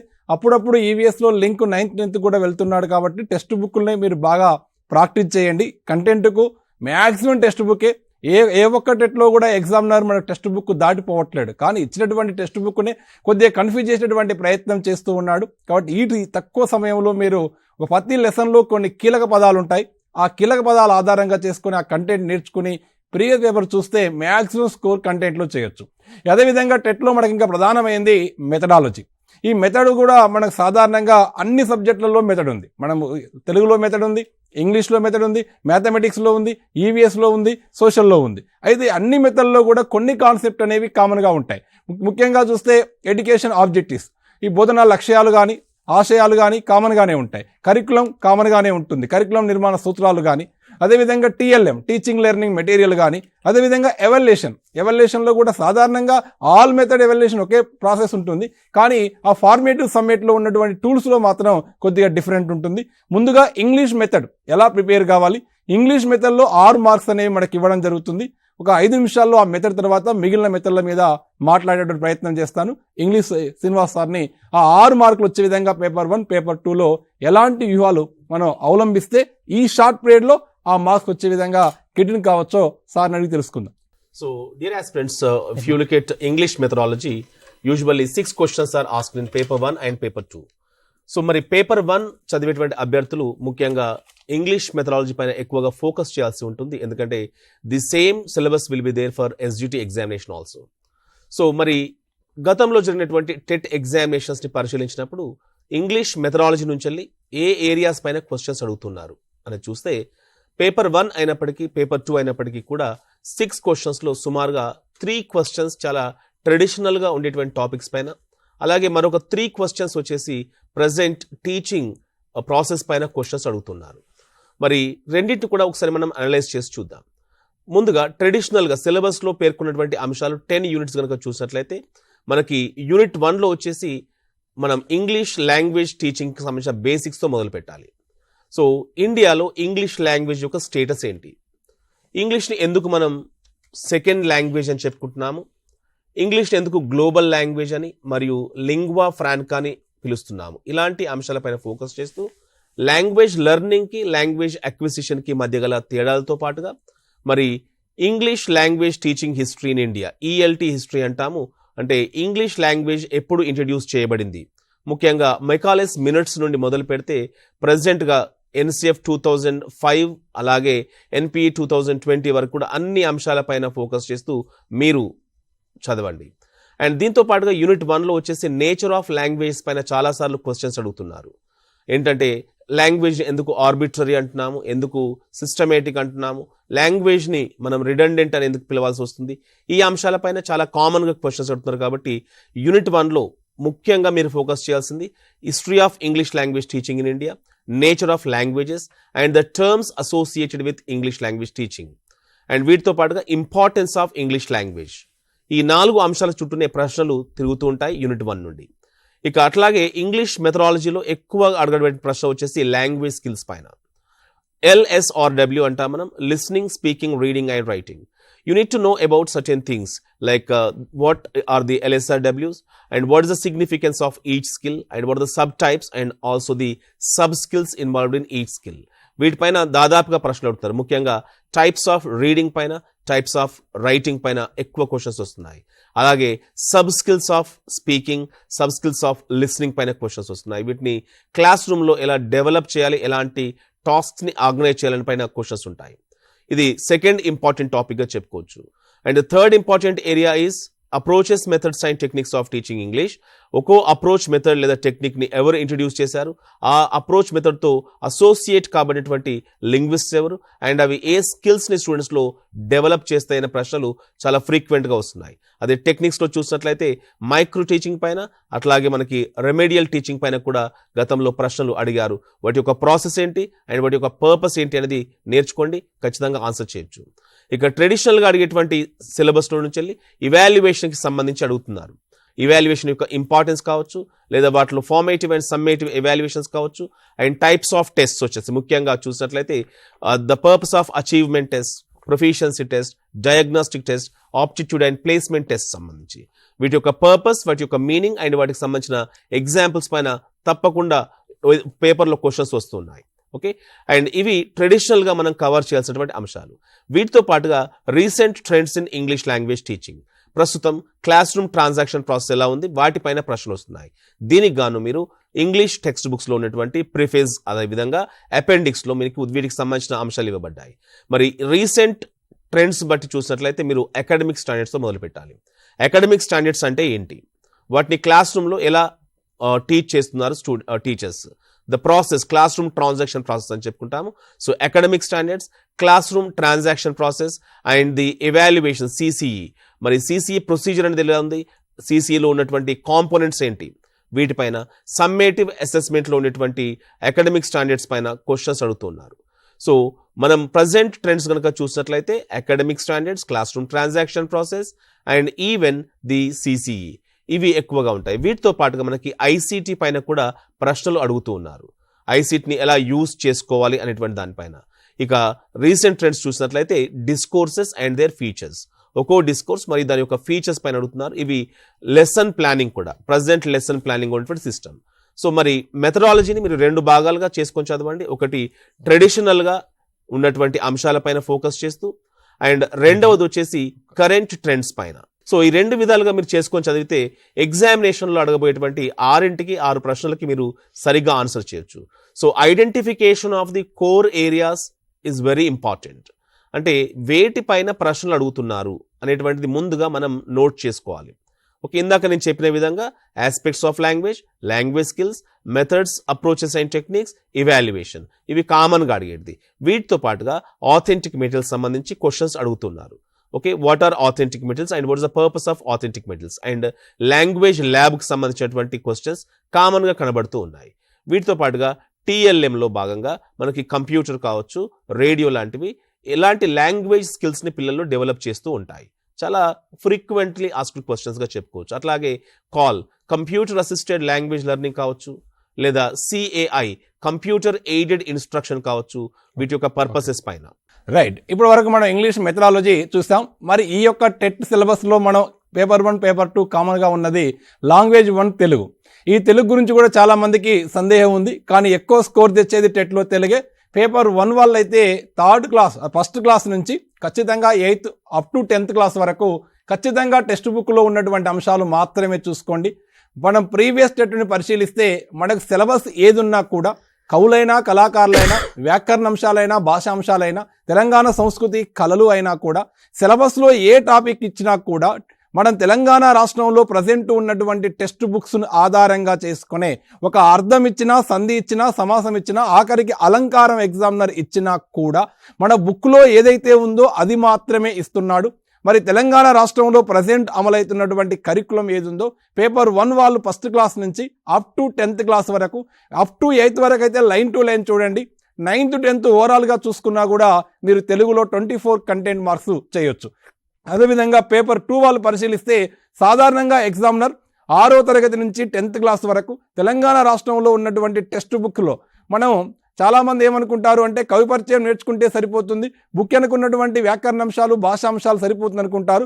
కానీ ఎగ్జామినర్ కంటెంట్లో ఉన్నటువంటి పదాలను తీసుకొని కూడా ఆ జాతీయాలు కానీ, అదేవిధంగా సామెతలు కానీ, ఆ పదబంధాలు కానీ, అక్కడ ఉన్నటువంటి అంశాల మీద అర్థాలు కానీ, తెలంగాణ పదజాలం కానీ, అక్కడ ఉన్నటువంటి తెలంగాణ కల్చర్ సంబంధించినటువంటి పండుగలు, జాతరలు, కళా నైపుణ్యాలు, వీటి మీద కూడా ఎగ్జామినర్ ప్రశ్న అడుగుతున్నాడు. కాబట్టి అదేవిధంగా సప్లిమెంటరీ రీడర్గా ఉన్నటువంటి ఉపవాచకాన్ని కూడా ఎగ్జామినర్ మిస్ చేయడం లేదు. ప్రీవియస్ టెట్లో వాటి గురించి కూడా మనకు జయం అనే కలం ఎవరిది అని చెప్పి, అదేవిధంగా నంటెల్లో ఉన్నటువంటి ప్రతి పాటను కూడా దాంట్లో మెయిన్ కాన్సెప్ట్ ఏముందో అది నేర్చుకునే ప్రయత్నం చేయండి. అదేవిధంగా తెలుగు మెథడాలజీ 6 మార్కులు మనకి ఇస్తున్నాడు. తెలుగు మెథడాలజీ, ఇంగ్లీష్ మెథడాలజీ దాదాపుగా 60% సేమ్ ఉంటుంది. మనకు భాష నిర్వచనాలు, భాషా వాదాలు, భాష ఎలా పుట్టింది, అదేవిధంగా మాతృభాష మీద ఉన్నటువంటి నిర్వచనాలు ఏంటి, త్రిభాషా సూత్రం మీద ఇంగ్లీష్ మెథడ్లో కానీ తెలుగు మెథడ్లో కానీ కంపల్సరీ క్వశ్చన్ అడుగుతుంది. ఆ త్రిభాషను తీసుకొచ్చినటువంటి అది central advisory board of education కానీ, సమర్థించినటువంటి కొఠారి కమిషన్ కానీ, త్రిభాషా సూత్రం యొక్క లాభాలు ఏంది, త్రిభాషా సూత్రంలో ద్వితీయ భాషగా ఏముండాలి, మరి నార్త్ ఇండియాలో ఏ భాష తీసుకున్నారు, త్రిభాషని తమిళనాడు ఎందుకు వ్యతిరేకించింది అనే అంశాల ఆధారంగా చేసుకొని మాతృభాష తెలుగు యొక్క స్థానం ఏంటి అనేది, అదేవిధంగా భాషా నైపుణ్యాలు సార్ చెప్పాడు, భాషణం, పఠనం, లేఖనం ఆ ఇంగ్లీష్లో ఏమున్నాయో తెలుగులో అవే ఉంటాయి. కానీ టీచింగ్ మెథడ్స్ అనేవి డిఫరెంట్గా ఉంటాయి. పద్య బోధనకు ఒక తీరుగా ఉంటాయి, గద్య బోధనకు ఒక తీరుగా ఉంటాయి, వ్యాకరణానికి మరో రకంగా ఉంటుంది, అది నాన్ తెలుగు మరో రకమైనటువంటి టీచింగ్ మెథడ్ని వినియోగిస్తాం. ఇవి కాకుండా ఆ పాఠ్య ప్రణాళిక, ఇయర్ ప్లాన్ కానీ, యూనిట్ ప్లాన్ కానీ, లెసన్ ప్లాన్ కానీ, లేదా పీరియడ్ ప్లాన్ కానీ, అదేవిధంగా TLM అది ఎడ్గార్ డెల్ యొక్క ఆ యొక్క శంకు ఆకారంలో ఆయన ఇచ్చినటువంటి ప్రత్యక్ష పరోక్ష అనుభవాలు అన్ని మెథడ్లో దాని నుంచి క్వశ్చన్ అడుగుతూ ఉన్నాడు. ఈ లెసన్ ప్లాన్, ఇయర్ ప్లాన్, అదేవిధంగా ప్రేయర్ ప్లాన్ మీద కూడా ప్రతి మెథడ్లో మనకు క్వశ్చన్ రావడానికి ఆస్కారం ఉంటుంది. అవి కూడా చూసుకోండి. అదేవిధంగా టీచింగ్ లెర్నింగ్ మెటీరియల్, అదేవిధంగా ఎవాల్యుయేషన్. ఈ ఎవాల్యుయేషన్ అనేది మన చైల్డ్ డెవలప్మెంట్ పెడగాజీ పార్ట్లో వస్తుంది, ఇక్కడ కూడా వస్తుంది. కాబట్టి ఆ మెథడాలజీలో ఇంకొక అంశం ఏంటి అంటే ప్రతి టెక్స్ట్ బుక్ వెనక ఈ యొక్క పుస్తకం ద్వారా సాధించవలసినటువంటి సామర్థ్యాలు ఉంటాయి, అభ్యసన ఫలితాలు ఉంటాయి. ప్రతి టెక్స్ట్ బుక్లో ఉన్నాయి, అవి చూసుకోండి. వాటి నుంచి ఒక బిట్ అడుగుతున్నాడు. అదేవిధంగా తెలంగాణ రాష్ట్రంలో ఉన్న టెక్స్ట్ బుక్ యొక్క టైటిల్ పేరు అడుగుతున్నాడు. మనకు తెలుగులో చూసుకుంటే జాబిలి కావచ్చు, నవవసంతం కావచ్చు, సింగిడి కావచ్చు. అదే ఇంగ్లీష్లో 4th క్లాస్లో అడిగాడు. అదేవిధంగా EVSలో 4th క్లాస్ యొక్క టైటిల్ పేజ్ అడుగుతున్నాడు. మనం చూడం ఆ టైటిల్ పేజ్ కూడా, టైటిల్ పేజ్ అంటే బుక్ యొక్క ముందు పేజీలో ఉన్నటువంటి పేరు ఉంటుంది ప్రతి టెక్స్ట్ బుక్ కూడా. ఆ పేరును కూడా ఎగ్జామినర్ అడుగుతున్నాడు. కాబట్టి వాటిని కూడా ఫోకస్ చేయండి. ఈ 40 రోజులు ఖచ్చితంగా మనకు టీషార్ట్లో ప్రతిరోజు ఈ యొక్క టెట్ యొక్క కంటెంట్ మీద, టెట్లో ఉన్నటువంటి సిలబస్ మీద మన క్లాస్ అందుబాటులో ఉంటాయి. ఖచ్చితంగా చూడండి. సమయం లేకుంటే రికార్డ్ అయి కూడా ఉంటాయి. మీకు ఏ సమయంలో ఉంటే ఆ సమయంలో వాటిని వినియోగించుకోండి. టెక్స్ట్ బుక్ దగ్గర పెట్టుకుని ప్రిపరేషన్ స్టార్ట్ చేయండి. ఖచ్చితంగా మీ టెట్లో మీరు గరిష్ట మార్కులు సాధించడానికి టీషార్ట్ ఎల్లవేళ మీకు తోడ్పాటు అందిస్తూనే ఉంటుంది. ఎక్కడో గ్రామీణ ప్రాంతాల్లో, గిరిజన ప్రాంతాల్లో ఉన్న వాళ్ళు కూడా, పట్టణానికి కోచింగ్ రాలేని వాళ్ళు కూడా మీ ప్రాంతంలో ఉండి కూడా ఈ టీషార్ట్ సేవలను వినియోగించుకొని ఇటు ఇన్ సర్వీస్ టీచర్లు కానీ, అదేవిధంగా ఛాత్రోపాధ్యాయ మిత్రులు కానీ టెట్ క్వాలిఫైడ్ కావడానికి ఇది ఒక వేదికగా మీకు తోడ్పడుతుందని తెలియజేస్తూ, మరి యొక్క ఇంగ్లీష్ శ్రీనివాస్ కానీ, మ్యాథ్స్ నరేష్ సార్ కానీ, అదేవిధంగా చంద్రకాంత్ సోషల్ కానీ అమూల్యమైనటువంటి సలహాలు, సూచనలు మీకు అందించారు. వాళ్ళందరికీ ప్రత్యేక ధన్యవాదాలు తెలియజేస్తూ, ఇంత మంచి కార్యక్రమాన్ని ఏర్పాటు చేసిన టీషార్ట్ కూడా మరొకసారి తెలంగాణ ఛాత్రోపాధ్యాయుల తరపున ధన్యవాదాలు తెలియజేస్తూ, మరో సెషన్లో మళ్ళా కలుసుకునే ప్రయత్నం చేద్దాం. Wish all the best. చూస్తూనే ఉండండి టీషార్ట్.